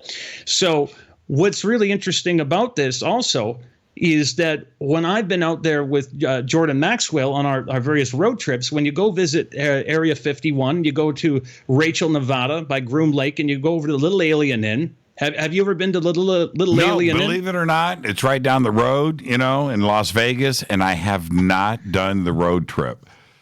Oh, you got to do it, Jimmy. You're going to love excuse. it. The pie and the coffee there is fantastic. You're a coffee guy like me. Yeah. They have great coffee, and you'll actually have an incredible experience if you go there. Well, one thing that Jordan taught me, and you got to try this when you go there, Jimmy. You absolutely have to do this. Everybody that goes there should try this. Jordan said to me, Johnny, you got to walk across the street and walk directly across the street of the Little Alien Inn and put your ear up to the telephone pole. And you know what you'll hear? You'll hear a commotion under the ground, things moving like a railway track system. That's because there's a railway track system that connects all these underground bases from Los Alamos and everywhere else. And it's a very elaborate network, from what I've been told, that goes under these places. Did you do it? I wish I could get a pass. Someone should give me a pass. I'll go down there. So. You didn't go put your ear on the telephone pole? Yes, I did. I did hear it. I heard it when I put my ear up to it, and I could hear it. And I go, oh my God, that's incredible. But wow. I didn't get to ride the railway system like some have been able to. I wish I could.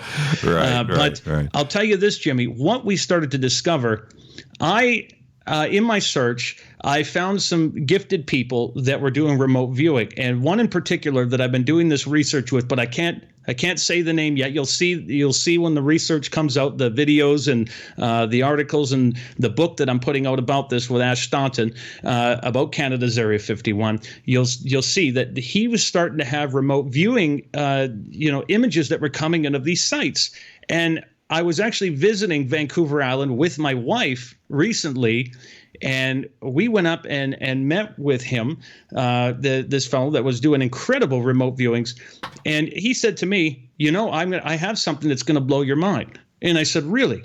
He said, you're not going to believe this, but because he does have military contacts, not only with our local military, but some intelligence agencies, he says, I can get you in the next day. It's going to be dangerous. And there's a security clearance process for one of these underground facilities. It goes under, it's military, it's blurred off of Google Maps. Okay. And I thought to myself, well, this is very interesting. I don't know where this is going to lead, but let's take a look at this. Let's see what else is there.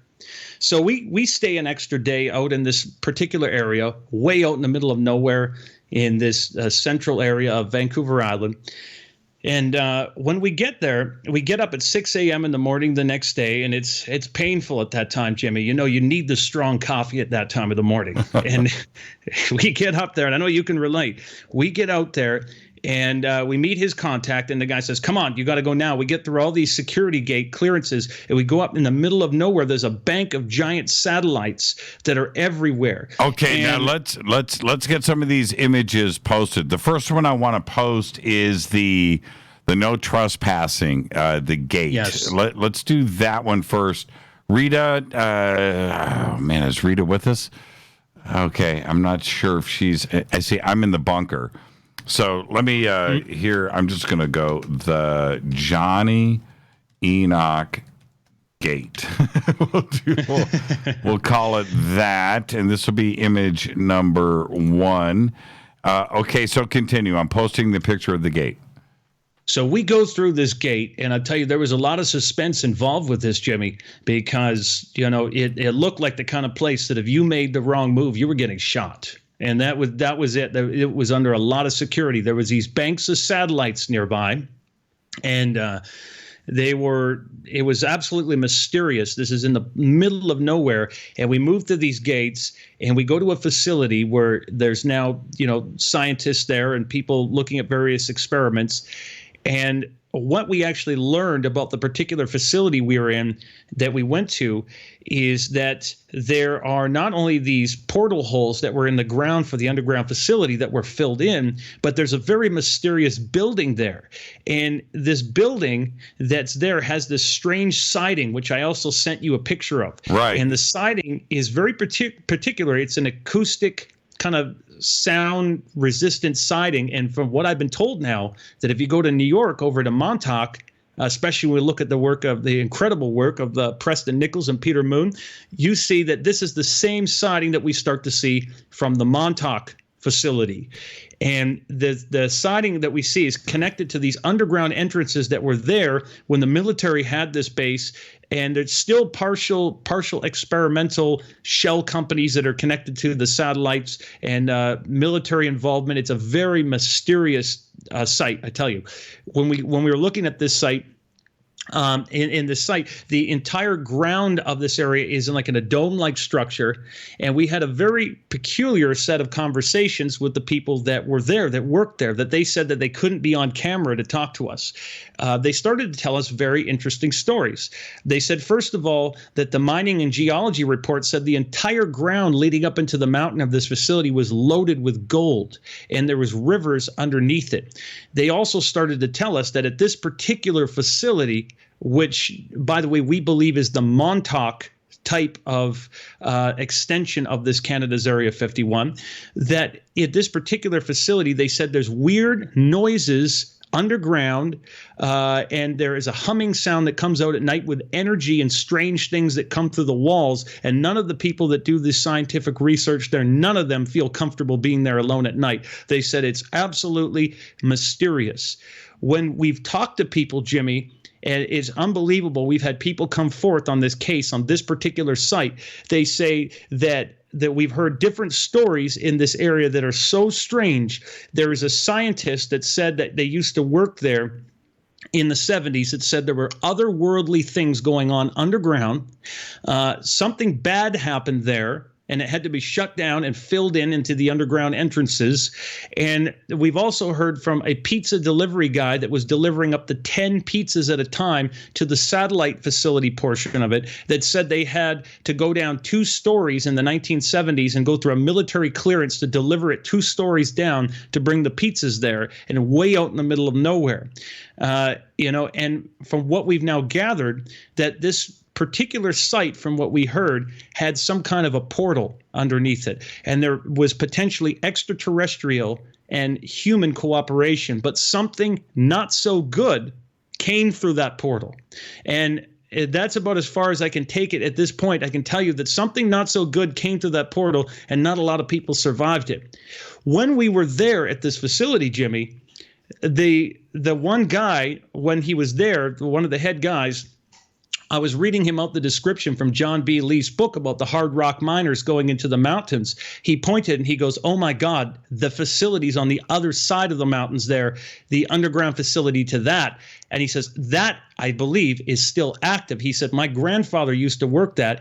And that's where he said they made the bells, when you think of the German Bellcraft.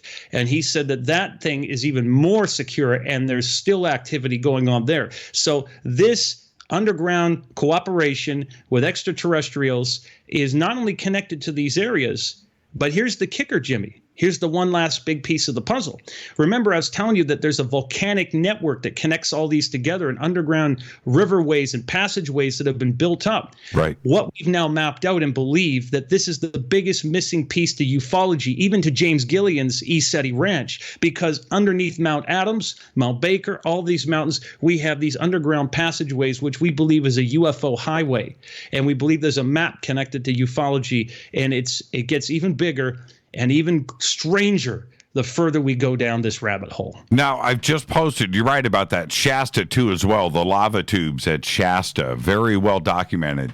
The field of radar dishes, I've got this up here now, and it is in Twitter. So as you guys were walking around this facility, this is an active facility. Yes, it's partially. So what's happened is that the satellite portion of it is sectioned off, and then the base portion of it is now being used for highly compartmentalized scientific research that's still highly secure and requires a clearance. These places are blurred off of Google Maps. It's highly secure. It's still hard to get into. And what's very interesting is that both these facilities have underground entrances, and they're connected into other areas with underground tunnels. Most of the activities all underground. Right. So the satellites are very similar to even what we see over in the Montauk case. Yeah, very whether they're similar. used for scrambling or some kind of some sort of communication. It's very strange. And as one of the scientific researcher fellows that was there said, he said, when you look at how the mountains are positioned around this place, he says everything that comes and goes out of this place is outside of radar. He said nothing is showing up on radar. He said what does he mean by saying that?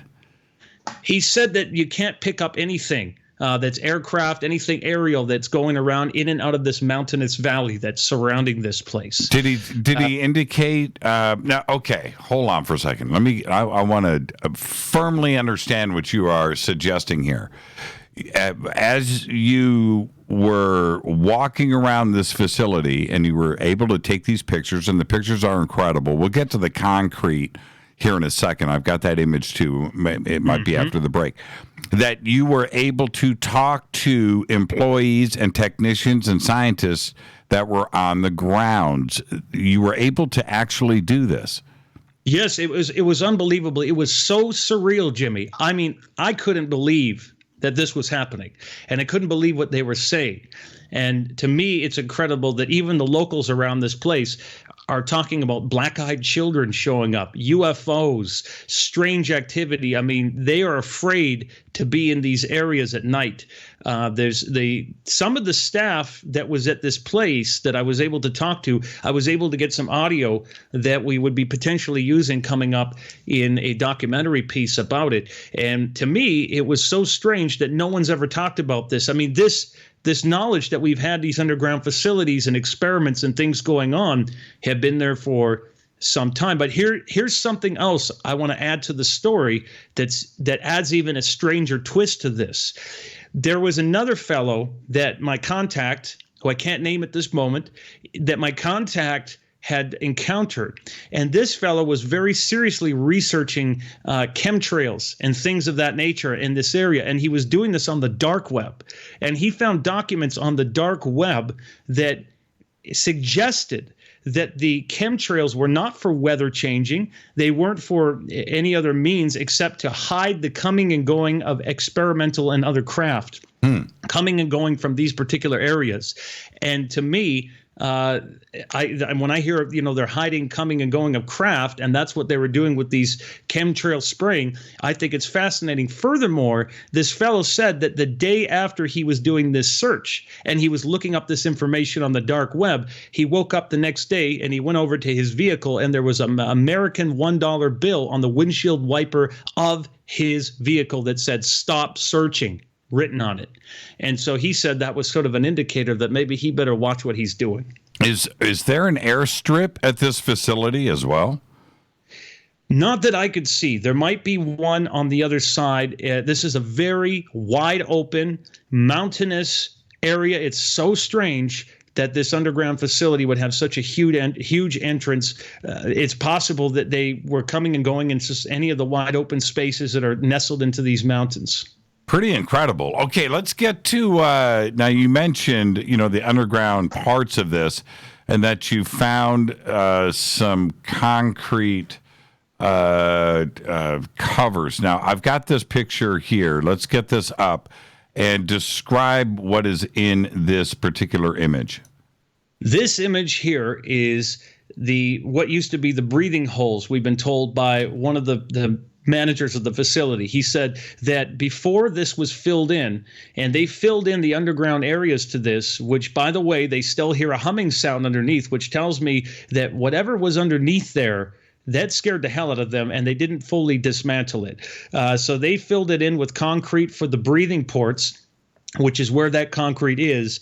And they used all kinds of ways to secure the entrances and bring that together. And actually, the fellow that is connected to the areas where they're doing the research there was a discussion about the possibility of how much money it would take from where they're leasing it from these other groups, how much money it would take to take an excavator and go down into that area. And we're actually kind of thinking that based on the information that we've had of what's down below there, why they sealed that in, that what could be under there, maybe dead extraterrestrial bodies, maybe something bad happened that we've been told that's very similar to Dulce, New Mexico.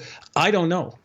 But it sounds very curious. How big is this square that we're looking at? Oh, geez. I would say that it's about the size of a regular cinder block sort of thing that you look at. It's just sitting in the ground. There's several of them lining around the property from where they used to be. Apparently, he was saying these were the breathing holes of the underground base. Right. And he said you'd go into that building, that strange siding I showed you, to enter and go down in where the military personnel would show up, and they would enter down into there.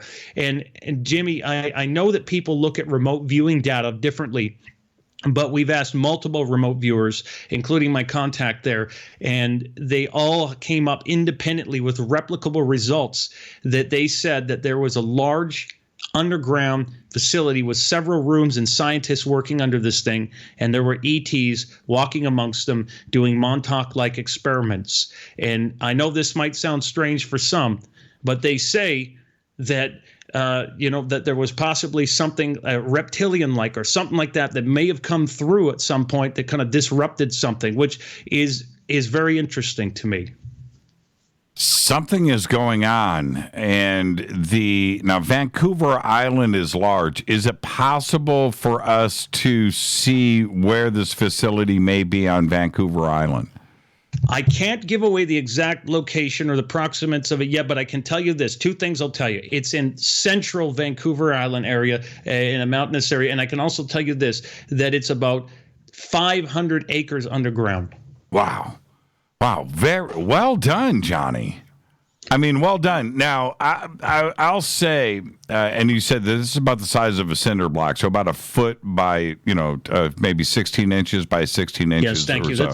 That's an accurate description. I have been around a lot of underground facilities. I lived next to them, military installations, and I can tell you that I have walked across giant fields, and then come across an air vent sticking out in the middle of it's by itself in the middle of the grass.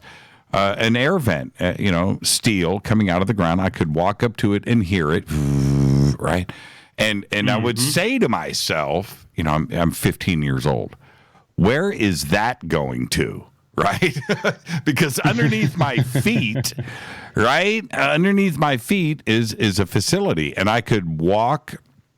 This wasn't top secret in that if you're a military family, you're living around this stuff. You could, but I could walk up to these concrete doors and I would see cars, one or two cars parked outside of the doors. So somebody's parking, somebody's walking through the doors. It's a big concrete square on the side of a hill with the steel doors. I would never see anybody go in and out.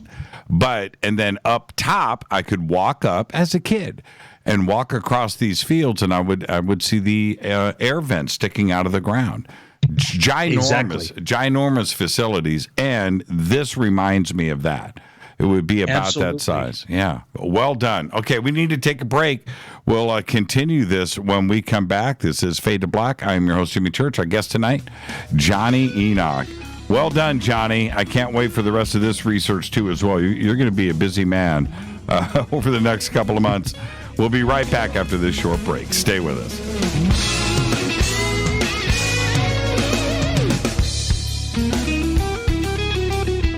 Hi, everybody. This is Rob Halford, the Metal Guard on JimmyChurchRadio.com. This is KGRA Digital Broadcasting Station. Salt Lake City, Utah. Van Buren, Arkansas. Poor water quality is a major health issue, and it's only getting worse. Municipalities can't keep up, standards have dropped, and pollutants are increasing. Where does it all end? It ends by keeping the pollutants outside of your home with HydroCare's advanced systems available at Wave Home Solutions. No less than the best purification materials and processes have been developed by HydroCare to provide you with healthy, clean water for drinking, cooking, and showering. HydroCare far surpasses the competition in removing chlorine, odors, iron, lead, chemicals, limescale, and much more. Don't settle for less when it comes to your water. We'll take care of the toughest water problems for you, whether it's from a city or well source. Satisfaction guaranteed. For more information, call 888-997-WAVE. That's 888-997-WAVE. Or go to bestwater123.com. That's bestwater123.com. Wave Home Solutions for a healthy, comfortable home. Your contact for current news and trending topics. KGRAradio.com. Does your basement or crawl space have a damp, musty smell? Well, watch out. That's a sign of too much moisture and not enough ventilation. And that can mean increased mold growth and the buildup of harmful toxins and gases. Don't bother with a dehumidifier. It just circulates the same unhealthy air. Now there's a better way to remove these dangers and odors. It's with the computerized Wave Moisture Control Unit that reduces moisture and expels pollutants. We replaced our old dehumidifier with the Wave unit, and in only 3 weeks, our basement is dry and the musty smell is gone. Wave units require no maintenance, no buckets of water or filters, and costs only pennies a day to run. Breathe better, live healthier with an affordable, no-maintenance Wave unit. Call 888-717-WAVE, 888-717-WAVE, or visit dryhealthyhome.com. Dryhealthyhome.com. Ride the Wave Home Solutions for a healthy, comfortable home. This is Jimmy Church of Fade to Black, and I only drink Fade to Black blend coffee from Rivermoon. Just click on the Rivermoon Coffee banner at jimmychurchradio.com. Promo code F2B Blend. So are you tired of being tired? Well, then it's time to get the tea. Hey, it's Lisa here to tell you about this all-natural, all-organic tea I've been drinking that has had great results for over 20 years. It's called Life Change Tea, and it's specially formulated to help detoxify and cleanse your kidneys, liver, colon, and blood all at once. The colon is one of the most ignored organs in the human body. The faster that waste is eliminated from the body, the less time that waste sits in our intestines, spreading toxins to our bloodstream. This tea helps cleanse chemicals caused by outside intruders from our entire digestive system. And get this, weight loss can be a side effect. And with continued use of the tea, you can experience clearer, healthier, younger looking skin, increased energy, and a happier outlook on life. So if you're tired of being tired, get the Life Change Tea at getthetea.com. That's getthetea.com. And like me, you'll be glad you did. Did you know that when you're on the road with limited data or Wi-Fi available, you can still listen to every minute of Fade to Black by just calling 605-562-4482. No smartphone, app, or internet needed. It saves your data plan and no extra cost if you have unlimited minutes.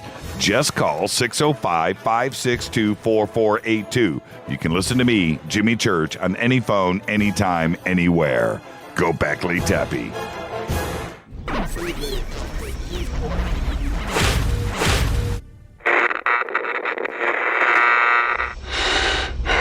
You want to know a secret? I love ponies. I really love ponies. I'm serious. I couldn't stay sane without ponies to brush. Why Fade to Black? Because you never got that pony, damn it. This is Fade to Black with Jimmy Church on the Game Changer Radio Network and KGRA, the Global Radio Alliance.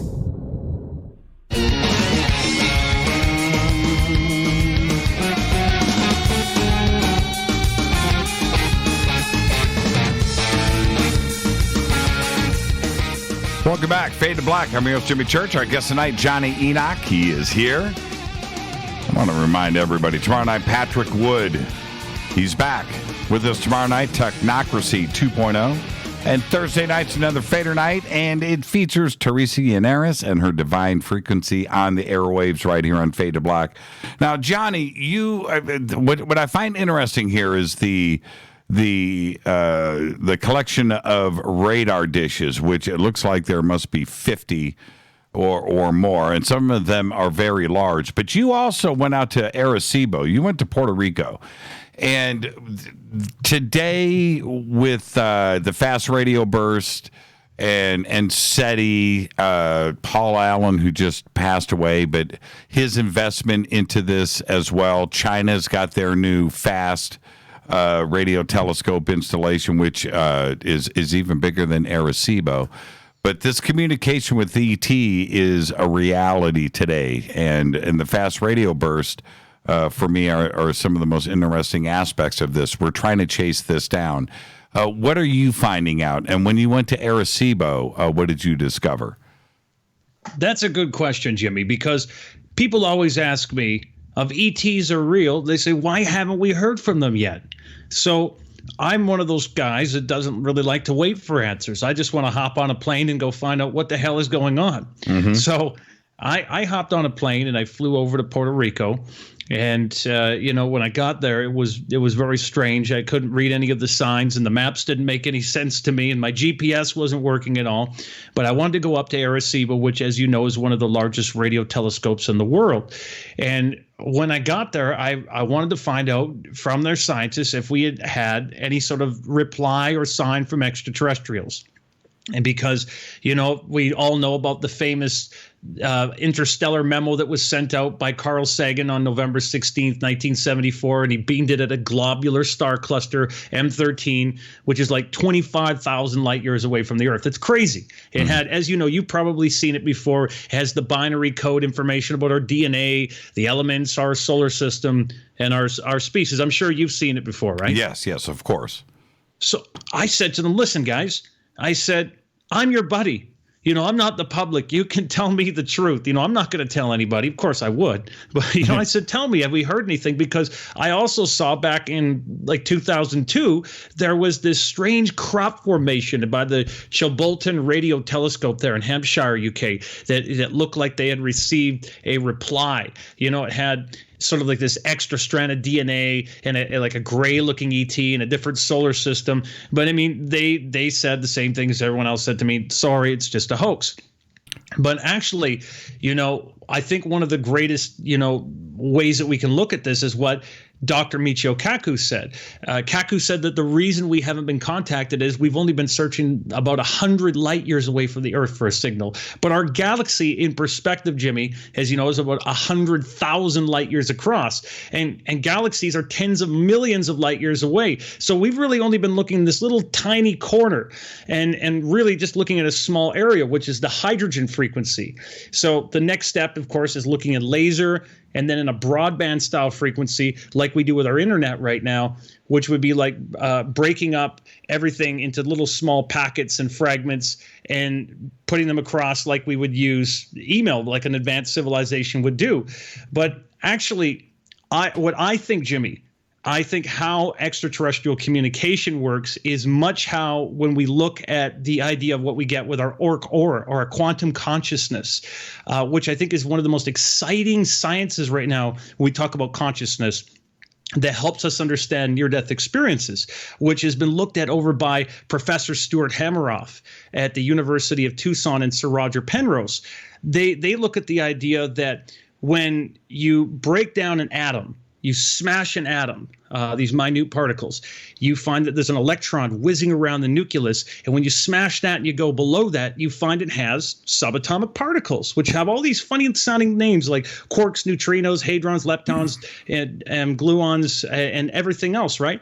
So what's fascinating about this is that how this relates to our consciousness and who we are is that when you look at that electron could be on the other side of our universe, but it's all held together through quantum cohesion or like a quantum entanglement or a superpositioning. And we have an IP address. Consciousness has an IP address. And I believe that's actually how extraterrestrial communication works. I believe it's on a quantum level. And I think that's why people are getting communicated to the way that they are. through these metamorphic and telepathic messages. What did the technicians at Arecibo say to that? They smirked. I had a couple of guys that were, pro-extraterrestrial that were kind of on my side. But for the most part, they have to remain objective and skeptical and say, we haven't really had anything that we can discuss with you. But I'm certain, as I know you're probably aware, that if there was something of any significance, that they probably wouldn't be talking about it on the nightly news. What was their knowledge of the UFO subject like? They had there were some of the guys there that had some brief knowledge about, sightings that would have been around Puerto Rico in particular, because they do have sightings in those areas. You can look them up. In fact, when I was out there, there was a gentleman trying to connect with me that was a part of a UFO research group that was there. So they do have a lot of sightings. But at the actual facility itself, they keep it very pragmatic and scientific, of course, and they have a hard line stance. We don't want to discuss. They don't really want to go into the whole UFO subject. And when we talk about the history of UFOs, certainly the Caribbean and what has been going on in Puerto Rico and the lake there and chupacabras, we have all of that. But your research also goes around the world with the extraterrestrial subject tied into ancient history as well. And it's one of the things that I'm interested in most. What have you been finding out? Well, what's interesting to me is that when we go into Egypt, which, by the way, as you mentioned at the beginning of the show, where I'm about to do the Ancient Mysteries tour of Egypt, going there with my friend Muhammad Ibrahim, and we're looking at all kinds of strange and fascinating subjects like this and examining extraterrestrials and the pre-dynastic Egyptians, which I'm sure that you're aware of. Who were the pre-dynastic Egyptians that the later dynastic Egyptians, and by the way, I want to say that you did an incredible interview with Stephen Mailer. Also Stephen Mailer's a friend of mine.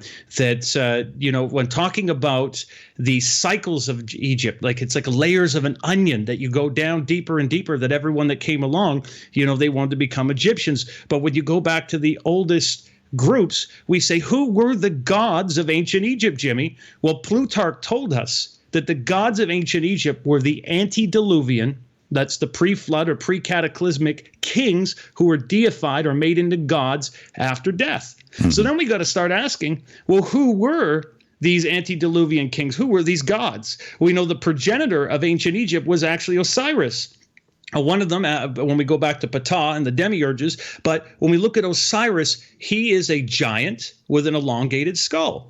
So do we actually have evidence in ancient Egypt of rulers like this? Well, if you go into the Cairo Museum, I was very surprised to learn when I walked into this Cairo Museum that we find 15 to 25 foot sarcophagi, and it says enormous coffin. And when you actually start to ask questions and you say, okay, where are the bodies from these enormous coffins? It's very interesting what they do. They shrug their shoulders and we say, we don't know. Is it in the basement? Where did they hide them? And actually, there's a very interesting story we have from 1001 Nights from the Caleb al-Mahmud about, that's from the Arabian Nights, about the giants that built the pyramids and hid treasures that were guarded by demons and monsters. And the Caliph was actually looking for this treasure, which is why we have that entrance, the story for the Great Pyramid, where the entrance came from. So there's all kinds of mysterious stories. Jimmy, let me ask you a question. Have you ever seen the famous light bulb glyph that we find at Hathor's temple in Dendara? Have you ever seen the light bulb glyph? Of course. In Jason Martell's living room in his home, he's got one. Incredible. Yeah, it's pretty cool. You walk in and it's right there. That's the Dendera light bulb. But when you see it constructed, okay, the glyph itself, the carving itself is cool. It's a 3D relief, and that's one thing. But when you see it built, right, an actual scale model of it, then you really get your mind wrapped around it. It's a light bulb. I mean, I don't think it can be mistaken for anything else. It is. It's very It's very evident what it is. But, when you look at it, I want you to look at it in a new light from now on. When you get done this conversation, or if you want to look it up now, everyone wants to look it up on Google. I want you to pay attention to who's holding up the light bulb that has the serpentine energy in it, by the way. And the serpentine energy is very interesting. That's a very interesting clue that we see. It's a giant holding up the light bulb for smaller humans. This could be said by some, were these the pre-dynastic Egyptians holding up the serpentine energy that was given to the dynastic Egyptians? And remember, this is in the crypts. This was not available for the regular people to see. This is for the priestcraft. These were the great secrets that were hidden there, secret knowledge. So this is a very, very interesting clue of what we're starting to see there. How so? How so? Are you talking about the representation of the size? Yes, well, we're looking at actual giants holding that up. And we find lots of depictions, lots of reliefs in Egypt, Jimmy, that we find of actual giants. And we see them side by side. We see this depiction. So we find this as sort of an incredible clue there that's given to us, a puzzle piece. Yeah, I've always noticed that. I don't think, I could be wrong, and Egyptologists will tell you that I'm wrong, but I don't ever really see representation. Everything is to scale. Everything is correct. The Egyptians took great care in their artwork in the way that they represented people. And to have short people here with giant people here in the same, why would they make that kind of mistake? Right? That's right. Another important clue that we were talking about with Osiris is that Osiris is depicted as having an elongated head. And so is Dagon. When we go back into ancient Babylonia or the ancient Chaldean lore, we learn about the fish god with the fish hat, Dagon, or some called him Nimrod, some called him Oannes, or Sidon because he taught them agriculture. He came to a very primitive people who couldn't even make fire. He came to their shores and he gave them knowledge and he gave them understanding of all sorts of divine concepts. And that's why that the Pope wears that mitre, that kind of fish hat on his head, because he's modeling it after Dagon. Well, this was one of the elongated rulers. And we find that people all over the world were mimicking this class of elongated rulers. And even people will make all sorts of theories about Akhenaten, and they'll say, oh, Akhenaten must have had an elongated head. Well, actually, I believe that Akhenaten was one of those that was copying that. His depictions in the Cairo Museum that you find of him and his family, they're all depicted with the elongated heads. Well, he's actually depicted as a hermaphrodite, as the universal man of all the universal man depictions.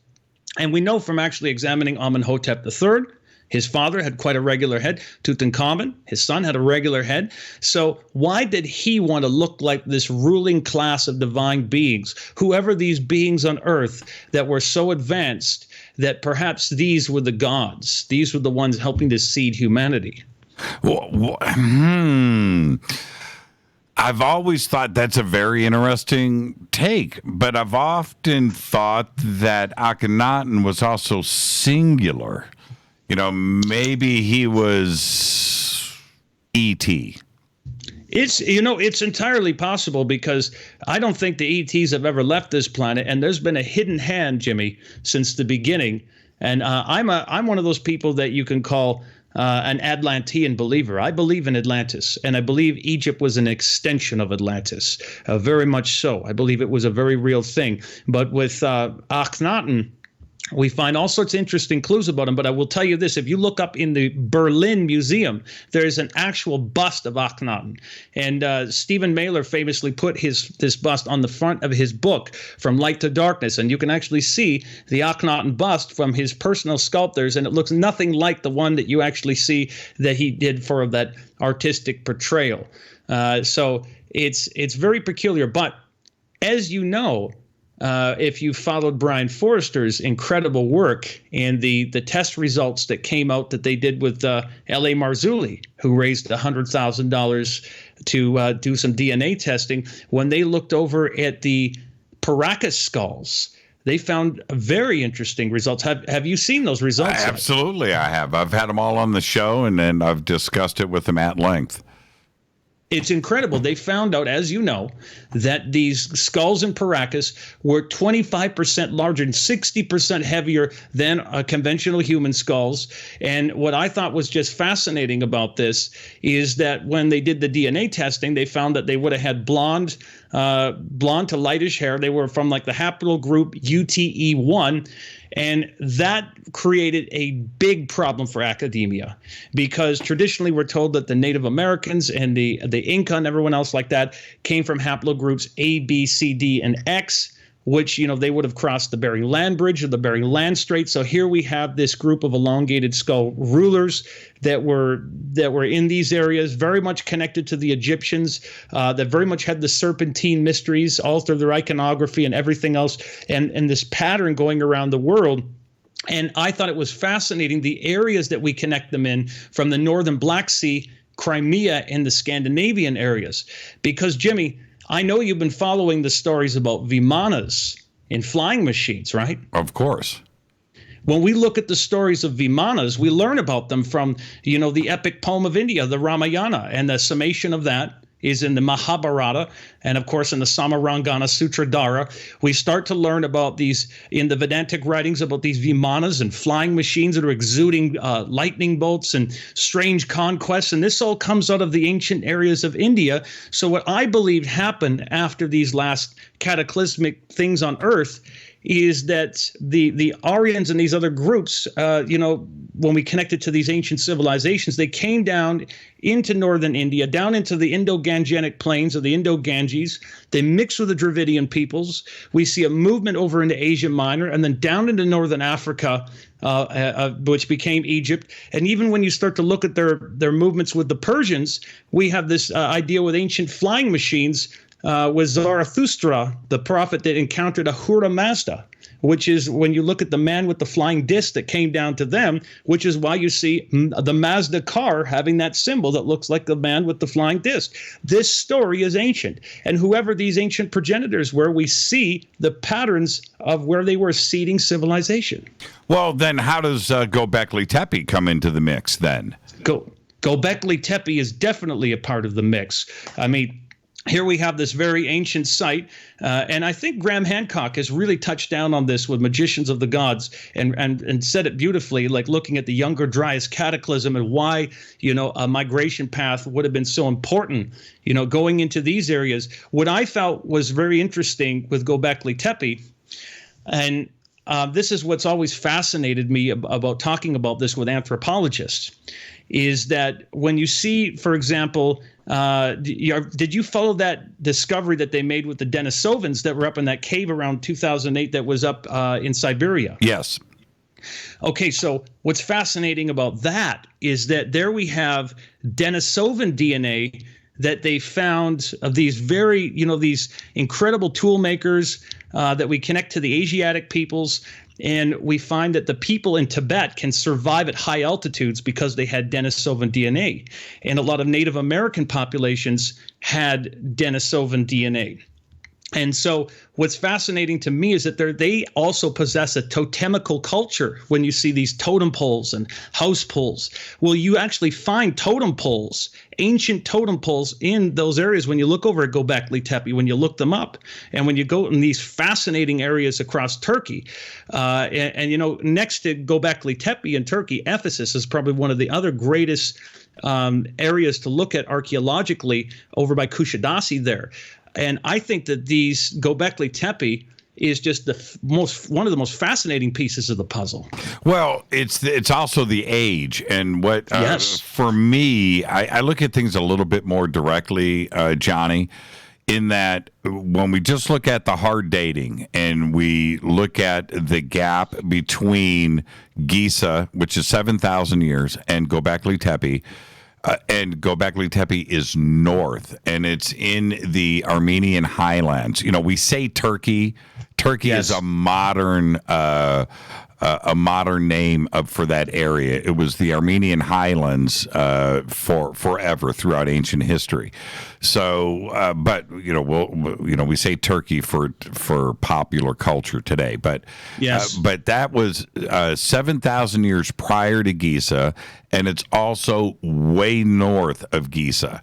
So when we look at the migration of intelligence, I'm not so sure that it came from what the professional academics are going to tell you, that it came from Southern Africa or the migration came from India. Wherever, when you start to look at, Göbekli Tepe is way north and it's much, much earlier, which says to me that it could be, and you just mentioned Siberia. It's possible that the land bridge in Siberia, that the migration actually came from the opposite direction, and the intelligence came from there. And then I talk way too much. I'm going to throw this back over to you. Lately, the RECAT structure has been brought up. The Eye of Africa over in Mauritania is possibly being Atlantis. And that's a very interesting thing to throw into all of this because of the way that not only Plato, but the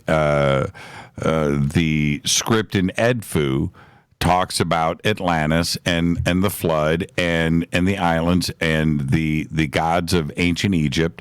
And then you have RECAT there, and you have Göbekli Tepe to the north. So it all says to me that the flood myths and the intelligence predated Egypt and migrated from these other areas. And it's just the hard data. It's the hard data that says this has actually happened. Now, I have seen that with talking about the Eye of Africa, and it's a fascinating sight, but I just think that maybe the sea levels are a little off for, something a little too high and to where we would see a location for Atlantis. And I know a lot of friends of mine are talking about that, and they're very excited to say, hey, this is Atlantis. But I'm more of a traditionalist, Jimmy. I tend to look at Atlantis that, in the way that we start to see that Ignatius Donnelly was talking about it, or Helena Petrovna Blavatsky, or Manly P. Hall. They would see it more down the Atlantic Ridge. And the reason for that is when we go back into the Atlantis story, that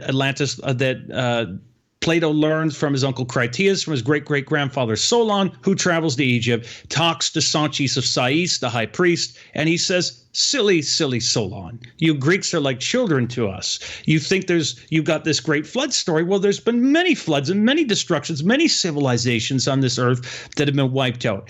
But we have these very curious descriptions, Jimmy, that when we see that where the pillars of Hercules were, that this could be the Rock of Gibraltar. We see the Azore and the Canary Islands, those could be the mountaintops. And you see there's all over the Azorean Islands, there's all these pyramids.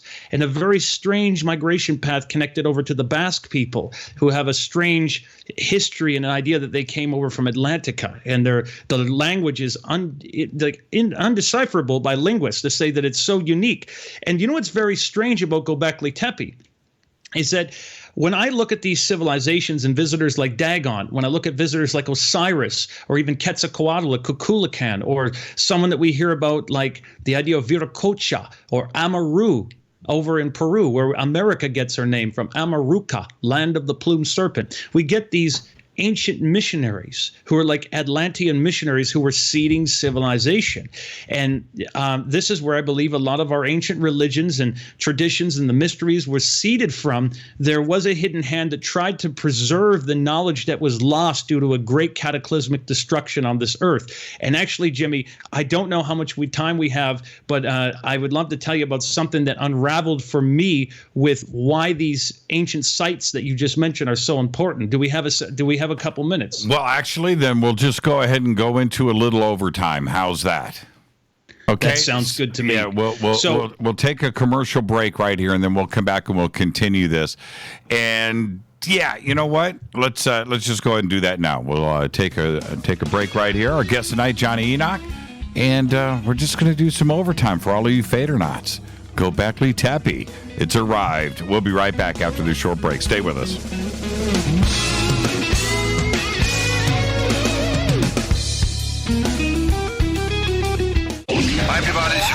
the Metal God on jimmychurchradio.com. This is KGRA Digital Broadcasting Station. Salt Lake City, Utah. Van Buren, Arkansas. Poor water quality is a major health issue, and it's only getting worse. Municipalities can't keep up, standards have dropped, and pollutants are increasing. Where does it all end? It ends by keeping the pollutants outside of your home with HydroCare's advanced systems available at Wave Home Solutions. No less than the best purification materials and processes have been developed by HydroCare to provide you with healthy, clean water for drinking, cooking, and showering. HydroCare far surpasses the competition in removing chlorine, odors, iron, lead, chemicals, limescale, and much more. Don't settle for less when it comes to your water. We'll take care of the toughest water problems for you, whether it's from a city or well source. Satisfaction guaranteed. For more information, call 888-997-WAVE. That's 888-997-WAVE. Or go to bestwater123.com. That's bestwater123.com. Wave Home Solutions for a healthy, comfortable home. Your contact for current news and trending topics. KGRAradio.com. Does your basement or crawl space have a damp, musty smell? Well, watch out. That's a sign of too much moisture and not enough ventilation. And that can mean increased mold growth and the buildup of harmful toxins and gases. Don't bother with a dehumidifier. It just circulates the same unhealthy air. Now there's a better way to remove these dangers and odors. It's with the computerized Wave Moisture Control Unit that reduces moisture and expels pollutants. We replaced our old dehumidifier with the Wave unit, and in only 3 weeks, our basement is dry and the musty smell is gone. Wave units require no maintenance, no buckets of water or filters, and costs only pennies a day to run. Breathe better, live healthier with an affordable, no-maintenance Wave unit. Call 888-717-WAVE, 888-717-WAVE, or visit dryhealthyhome.com. Dryhealthyhome.com. Ride the wave. Wave Home Solutions for a healthy, comfortable home.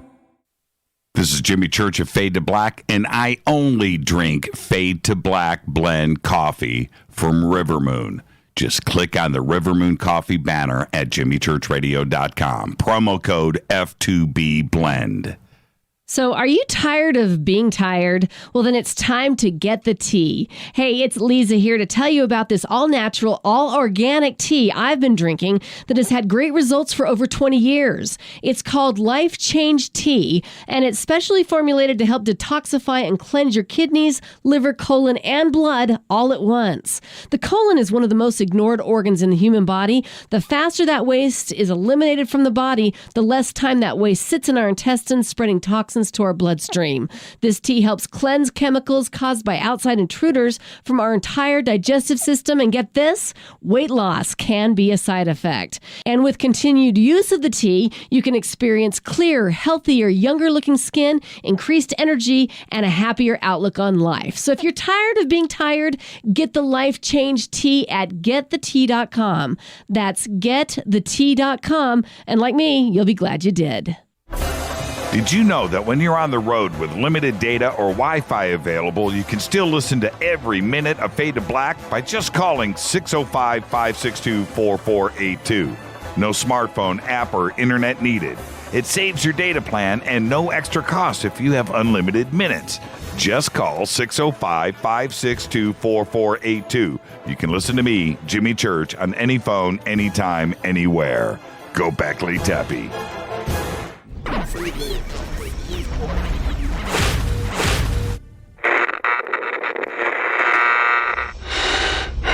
You want to know a secret? I love ponies. I really love ponies. I'm serious. I couldn't stay sane without ponies to brush. Why Fade to Black? Because you never got that pony, damn it. This is Fade to Black with Jimmy Church on the Game Changer Radio Network and KGRA, the Global Radio Alliance.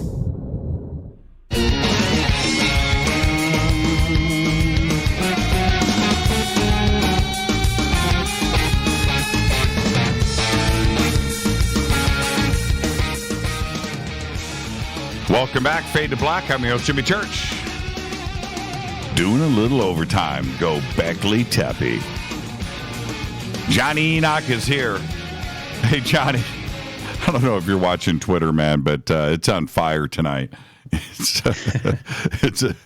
pretty good stuff. Mark Toronto over in Australia just said, "You're a machine." You're a machine. I love it. Okay, so staying on this now, judging from the way this conversation has evolved tonight and where we are right now, for you to go, "Hey, I've got something else." Well, okay, I'm going to stop the presses right there and say, "What's up? What have you got?" Okay. So I had this giant aha moment, Jimmy, because I spend a lot of time wandering through the museums around Europe. It's one of my favorite things to do. I'm a museum and book nerd by nature. Right. So I'm wandering through the museums, and as I'm going through the British Museum, I see above the Assyrian wing, there's a little bee on the wall. And I see those guys on the walls. They have the bags. You ever seen the men with the man bags? And people have all kinds of theories when they look at them. I was going to bring that up. You know what I'm talking about? Yes, I was going to bring that up earlier. We've discussed that many times on this. I see it everywhere. The purses. Exactly. I did a video on this called Men with Bags. And so it's funny about that when you see this and you ask the anthropologists there at the museum, what are they holding? And they'll tell you, well, they're holding a bag full of pollen. These are the ancient pollinators. And when they're holding the pollen, they're holding the date palm or the date from the date palm in their hands, and they're pollinating. And you could say, well, was this because after the cataclysm that, you know, they had to pollinate things? Because we know that connected to them and connected to everyone else, the bee was very important, Jimmy. The bee and pollen. In fact, we know the great Christian king Charlemagne that had the symbol of the bee, which was very important there. We see that there was the iconography of the bee with, even when you look at the headdress of the king in Egypt, it looks like a bee. When you look around the headdress, and the first dynastic kings, their titles, including in Babylonian times, were all the beekeepers. That's what they were called. And so this was a very sacred role. In fact, in Freemasonry, the bee is very sacred. And when Adam Weishaupt was first starting the Illuminati on May 1st, 1776, which, by the way, here's a fun fact for your listeners, Jimmy. Jordan Maxwell tells me that's actually where the name Area 51 is connected to. 0501, May Day, which is also May Day is the same birthday as the Bavarian Illuminati, which is very interesting. The Adam Weishaupt was originally going to call the Illuminati the Beekeepers, but I think the name Illuminati sounds way more badass. Yeah, it does. It certainly does. Definitely. So interestingly enough, we have this bee connection to these ancient progenitors, the gods who are winged gods instructing the Assyrians on what to do with these bags, and who were these beekeepers. And you even mentioned Göbekli Tepe. Well, it doesn't matter where we look around the world, the Phoenician Canaanites to the Etruscans, the Egyptians, wherever we look, we find this connection to these men with bags, which is very strange. So there I was talking to Brian Forrester, and Brian Forrester told me something that lit this light bulb up for me as well. He said, Johnny, did you know in Paracas, sorry, Jimmy, I got to give a plug to everybody because Brian and I got the tour coming up next year, November. You all can join us in Paracas and see the elongated skulls in person. He said, Johnny, did you know in Paracas, there's a very strange grouping of date palms here, and nobody knows what to do with them. The Inca didn't know what to do with them. No one knows what to do with these date palms. Why were they in Paracas? Why did it move over there? And it's interesting that the date palm is connected over to beekeepers, and actually they use it for the honeybee in this particular area of putting this in for the honeycomb hives and everything. That's what they would do. So here we have this ancient group of missionaries going around the world and seeding the civilization. So I think when we look at Göbekli Tepe, we look at Egypt, we look over at these places in India, we're actually seeing the remnants of much more ancient civilizations. Whether you want to look back to the Hyperboreans, whether you want to look back to the Lemurians and the later transition of the Atlanteans, we see that in the Bible, Jimmy, in the book of Genesis, it says in the days of Peleg, the continents had not been divided yet. So we have this idea that maybe we're looking at Pangea. Maybe we're looking at a super Earth. And later on, we see a global maritime civilization, that maybe we're not looking at such a localized group, but these ancient civilizations came in cycles. Well, the date palm aspect of this, when it comes to Peru, there's a bunch of different connections there, but there was no date palm there. The date palm came from the Mediterranean. So how did it? That's very interesting. So who brought it there? That's right. And are they connected to these beekeepers? Are they connected to these ancient mysteries? Now, the Nazca mummies, and there's going to be an update on this, I understand, coming up very soon. I'm excited about that. Maybe we can finally put some of this to bed. But the white powder on the Nazca mummies, that Maria, again, had date palm in it. And so there's a lot of different aspects to date palm and what they used it for, but it is from the Mediterranean. That's a very interesting clue. It's not. It has nothing to do with Peru. So how did it get from? We're talking about a transoceanic culture at year zero. That's getting a little puzzling to me. But the date palm aspect is interesting. Okay, let's get back to the man purses, though. I always thought that they were possibly the nuclear codes, right? I've heard. Yeah, I've heard all kinds of theories. People have said maybe it's a generator pack. I've heard that they are the seeds of consciousness and they're ancient shamans. But according to the anthropologists, when we go over to the museum, they tell me that it represents pollen. And they said these were the ancient beekeepers. And so we might look at this in two ways, Jimmy, because we always have to look at the mysteries in different ways. We have to turn the lock 7 times, to quote Helena Blavatsky. Right. Were they the pollinators of humanity, seeding consciousness, seeding our religions, or were they literally seeding the earth and pollinating because the earth had been devastated because of the cataclysms? Well, you have Göbekli Tepe, you have the Anunnaki, you have the Mayans, these cultures with these very specifically designed purses or whatever they are, these handbags, that they look the same. The handles are the same. The size is the same in relation to the hand. That it's very interesting, and I think it's way beyond coincidence. And I hate to say that. I do too, and I think it's great that we're looking at these things. It's great that we're all coming together and putting the puzzle pieces together. Because, Jimmy, I believe that when we start to look at this subject on a broader picture, it's not just infotainment anymore. And I think this is great what you and the Fadernauts are doing, what we're doing by discussing this, is that once we discover that extraterrestrials are real, then we can say, if we want to become greater citizens of the universe, first we have to become greater citizens of the world. And it shows us that we have to find more kindness and more compassion and more love for each other. And that's what I love what these subjects are doing. Well, what do you think is actually going on in our skies? I use night vision. My little escapades out there with these large groups of people they're I don't want to use the word famous, but they've been talked about. But there's something going on, and I'm not the only one witnessing them. And when I witness them with a large group of people, from dozens to hundreds, nobody can tell us that we're imagining this. There is something going on in our skies right now. What do you think it is? We are getting visited. We are constantly getting visited. We're being watched. We are not only part of a great zoological experiment, but there are extraterrestrials coming and going constantly. And, this is like a super highway. We're actually living in a very busy area.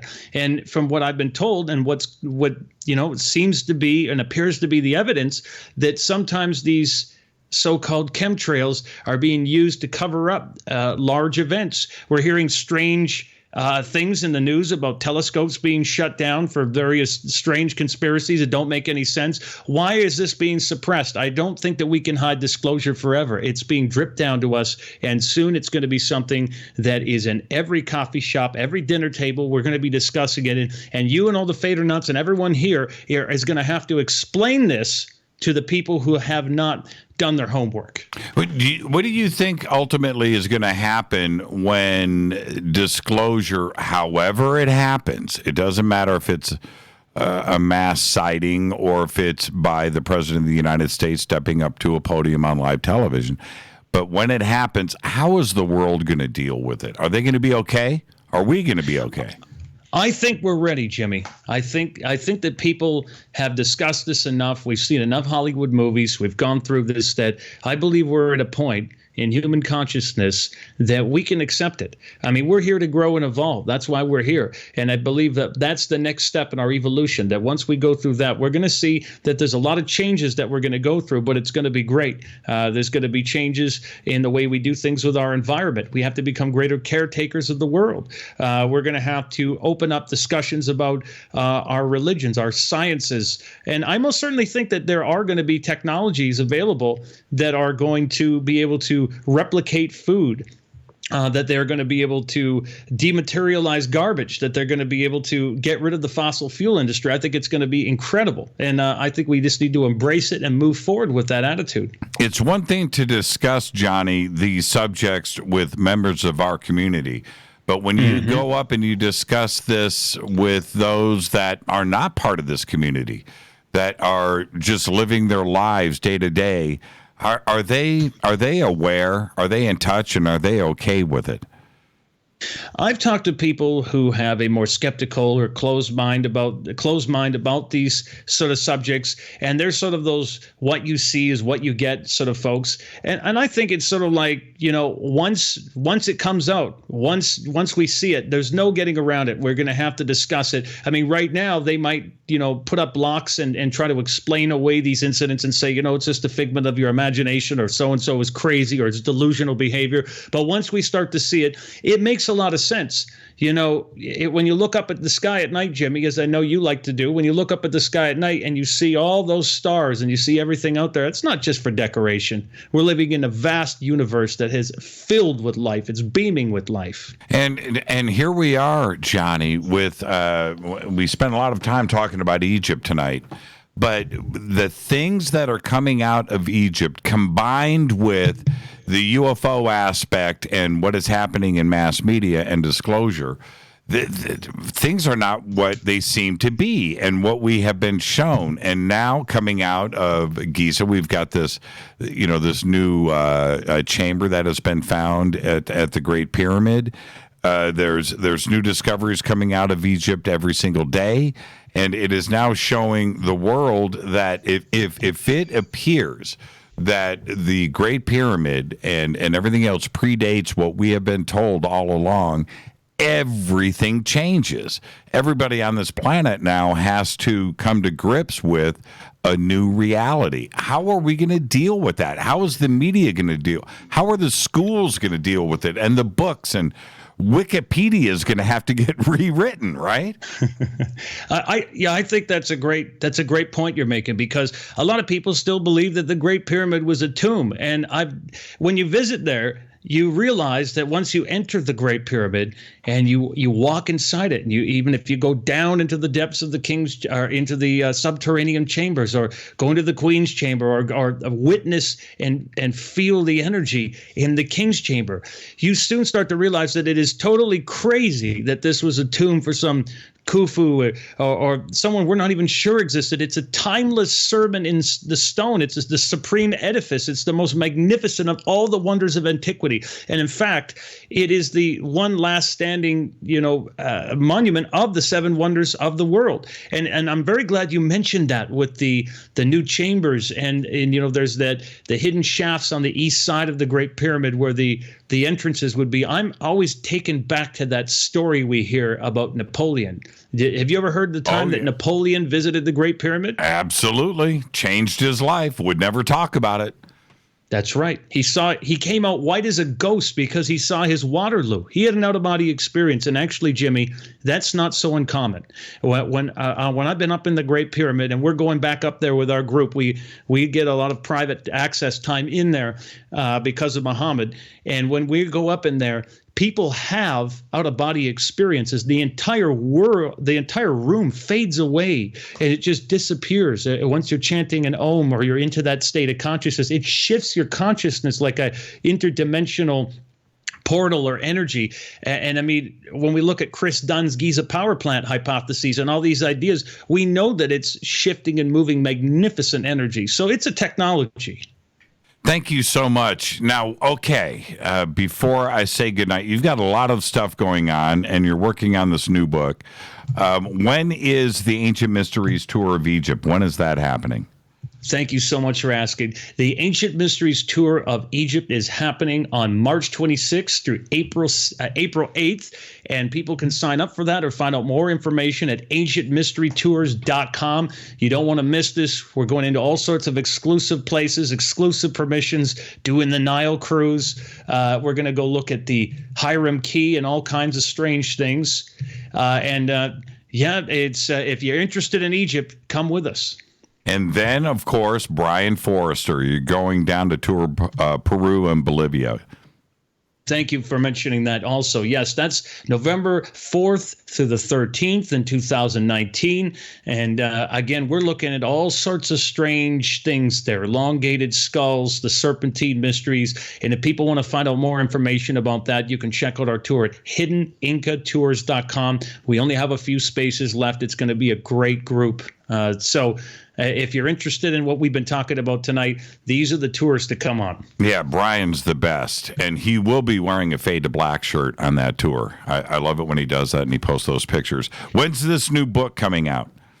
I have the new book coming out. I have a couple new books coming out. Thanks again for asking that too, Jimmy. I have a book coming out about ancient consciousness technologies and the mysteries. That's coming out next year. And that's going to be exploring all sorts of strange and bizarre subjects that getting into consciousness. But right now, in the immediate future, I have this Canada's Area 51 coming out with Ash Staunton. And if you don't mind me giving one more plug, sure. We have the UFO MegaCon is one of the conferences that'll be at next year, and that's in Nevada, Laughlin, and it's going to be just after I do the event with George Norrie, actually, in Everett, Washington, over there, and on March 23rd. It's going to be pretty much the next day on the 24th, and right after that, I hop on a plane over to Egypt, so it's back to back. Right on, Johnny. I can't wait to get you back on the show. We've got so much that we've left on the table, but it's your first time through tonight. We had to touch on a little bit of everything, but when you come back, we'll focus and we'll have another great conversation. Thank you so much. Thank you so much for having me, Jimmy, and thank you to all the Fadernauts for listening with us tonight. Have a great night. You too. Jonny Enoch. What a great conversation. I expected that. And his YouTube channel, you do have to go and check it out. It's Metaphysical Source, and we've got the links up at jimmychurchradio.com.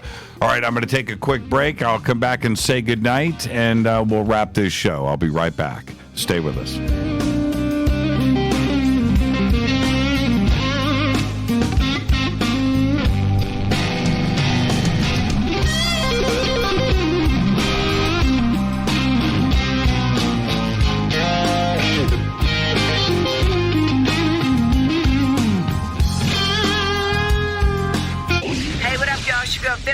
Here, and you are listening to my boy Jimmy Church on jimmychurchradio.com.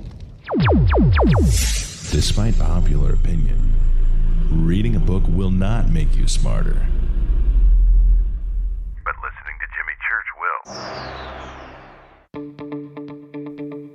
will. Hurricanes, earthquakes, wildfires. This year we've experienced more than our fair share. This is Jimmy Church of Fade to Black, and last month I decided to make sure my family does not have to worry about food should we get caught in a real emergency situation. Introducing Numana, a healthy, storable product that tastes so good that you'll want to eat it every day instead of just during those times of duress. All Numana products have a 25-year shelf life, are MSG and GMO-free, no preservatives, and are made in America. With the Numana pack in your home, you'll be able to sleep at night knowing that you've protected your family. Not only have I tasted and tested, I own it. Now you can too. Just click on the Numana banner on jimmychurchradio.com and use the promo code Jimmy when you order. In addition to a discount, we'll send you an autographed Fade to Black t-shirt. Seriously, go Beckley Teppy. This is Jimmy Church of Fade to Black, and I take Life Change Tea supplements every single day. It's what I do. Click on their banner at jimmychurchradio.com. When you take the beans from Central America with dashes of Indonesian and African mixed in and then roast it to the dark side of Fade to Black, you create the ultimate brew of fringe. Introducing the Fade to Black blend from Rivermoon Coffee. Yes, Rivermoon's darkest customized roast was created for the love of Fade to Black. The alchemy of masterful roasting and smoking the beans is in every sip of this full-bodied, dark Java. I need my coffee dark, deep, with distinct bittersweet chocolate highlights, just like the bunker. Leaning further into the darkness of the roast is Fade to Black blend from Rivermoon Coffee. Just click on the banner at jimmychurchradio.com and use the promo code F2BBLEND for 15% off of your order today. Go Beckley Teppy. Hi folks, CBD is the home run hitter for health right now. Why, you ask? Because of what it does for the body. Unfortunately, I can't tell you all about the benefit. You know, there's reasons. Do your due diligence and log on to ancientlifeoil.com. That's ancientlifeoil.com. Ancient Life Oil uses organic ingredients and is blended in coconut oil for some of the best benefits. Legal in 50 states and non-psychoactive. Log on to ancientlifeoil.com. That's ancientlifeoil.com. This is Jimmy Church of Fade to Black, and my family is safe because of Numana Emergency Food Storage. Just go to the Numana banner at jimmychurchradio.com. Promo code Jimmy10. Are you intrigued by Paranormal Talk Radio? You'll love the new Paranormal Radio app from TalkStream Live. You'll find a great selection of talk shows covering UFOs, ghosts, strange phenomena, and much more. Download the Paranormal Radio app now and start listening to the very best in paranormal talk entertainment, including the network you're listening to right now, the Paranormal Radio app, free in Google Play and the iOS App Store. Erica, Brittany, Gabby, and you're listening to JimmyChurchRadio.com. It's not a lifestyle we chose. We were born this way. KGRARadio.com.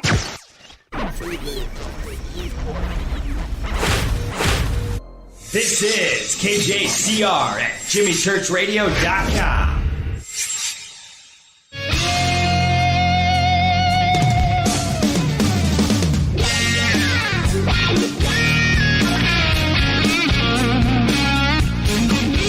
All right, welcome back. Fade to Black.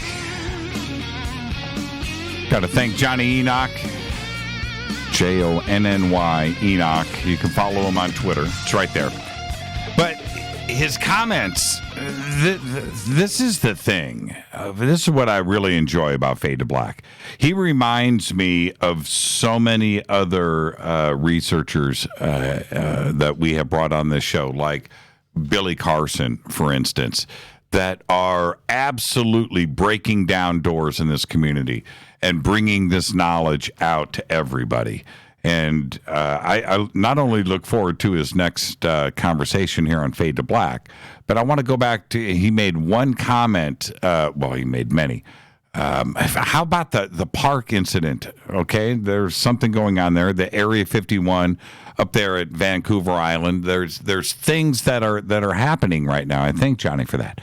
But his comment about Napoleon and coming out of the Great Pyramid and Robert Schoch and his experience there. There's something about the Great Pyramid. When you think about the tonnage, the size, the ginormity of the pressure and what is going on, that there's that part of it going into the king's chamber. I can't imagine the amount of weight that is coming from above and its effects on you, right? And I hear this over and over again. I have not been to Giza. Rita and I are going to be out there soon, and I can't wait for that. And I look forward to the opportunity of going in and experiencing what everybody else has over the years. There's something about it. It was a very interesting comment coming out of Jonny. So much in the show tonight. This incident up at the park, which happened right before Halloween. The images that were presented were one thing, but we had a fate or not that was there. We've got Johnny's son and his friends, and the 3 young women that were at a conference up there. That all this is multiple witness testimony, all pointing at the same thing. That's a pretty interesting case. And then, of course, what was presented tonight with Area 51 of Canada, which is somewhere on Vancouver Island. Very, very interesting. What a great show tonight. I want to thank Jonny for that. And now tomorrow night, Patrick Wood is going to be here. I just had Patrick on Coast to Coast Sunday night, and we talked about so much. And as the 2.5 hours of straight conversation, and as we got to the end, we had so many unresolved and other things that needed to get discussed. And we were talking about technocracy. So we're going to finish all of that tomorrow night right here on Fade to Black. And you're not going to want to miss this show tomorrow night with Patrick Wood. I am your host, Jimmy Church. Wraps another unbelievable show here tonight. Jonny Enoch. Fade to Black's executive producer is Rita Camarion. Show is produced by Hilton J. Palm, Renee Dennis, and Bob. Announcers are Steve Harder, Gene Vitoa, Mark D. Kovar. Webmaster is Drew the Geek. Music, Doug Aldrich. Intro, Spaceboy, spaceboymusic.com. Fade to Black is produced by KJCR for the Game Changer Network, and syndication is KGRA The Planet. This broadcast is owned and copyrighted 2018 by Fade to Black and the Game Changer Network. It cannot be rebroadcast, downloaded, copied, or used anywhere in the known universe without written permission from Fade to Black or the Game Changer Network. I'm your host, Jimmy Church. Until tomorrow night, Patrick Wood is going to be here. Everybody be safe. Go back, Lee Tappy.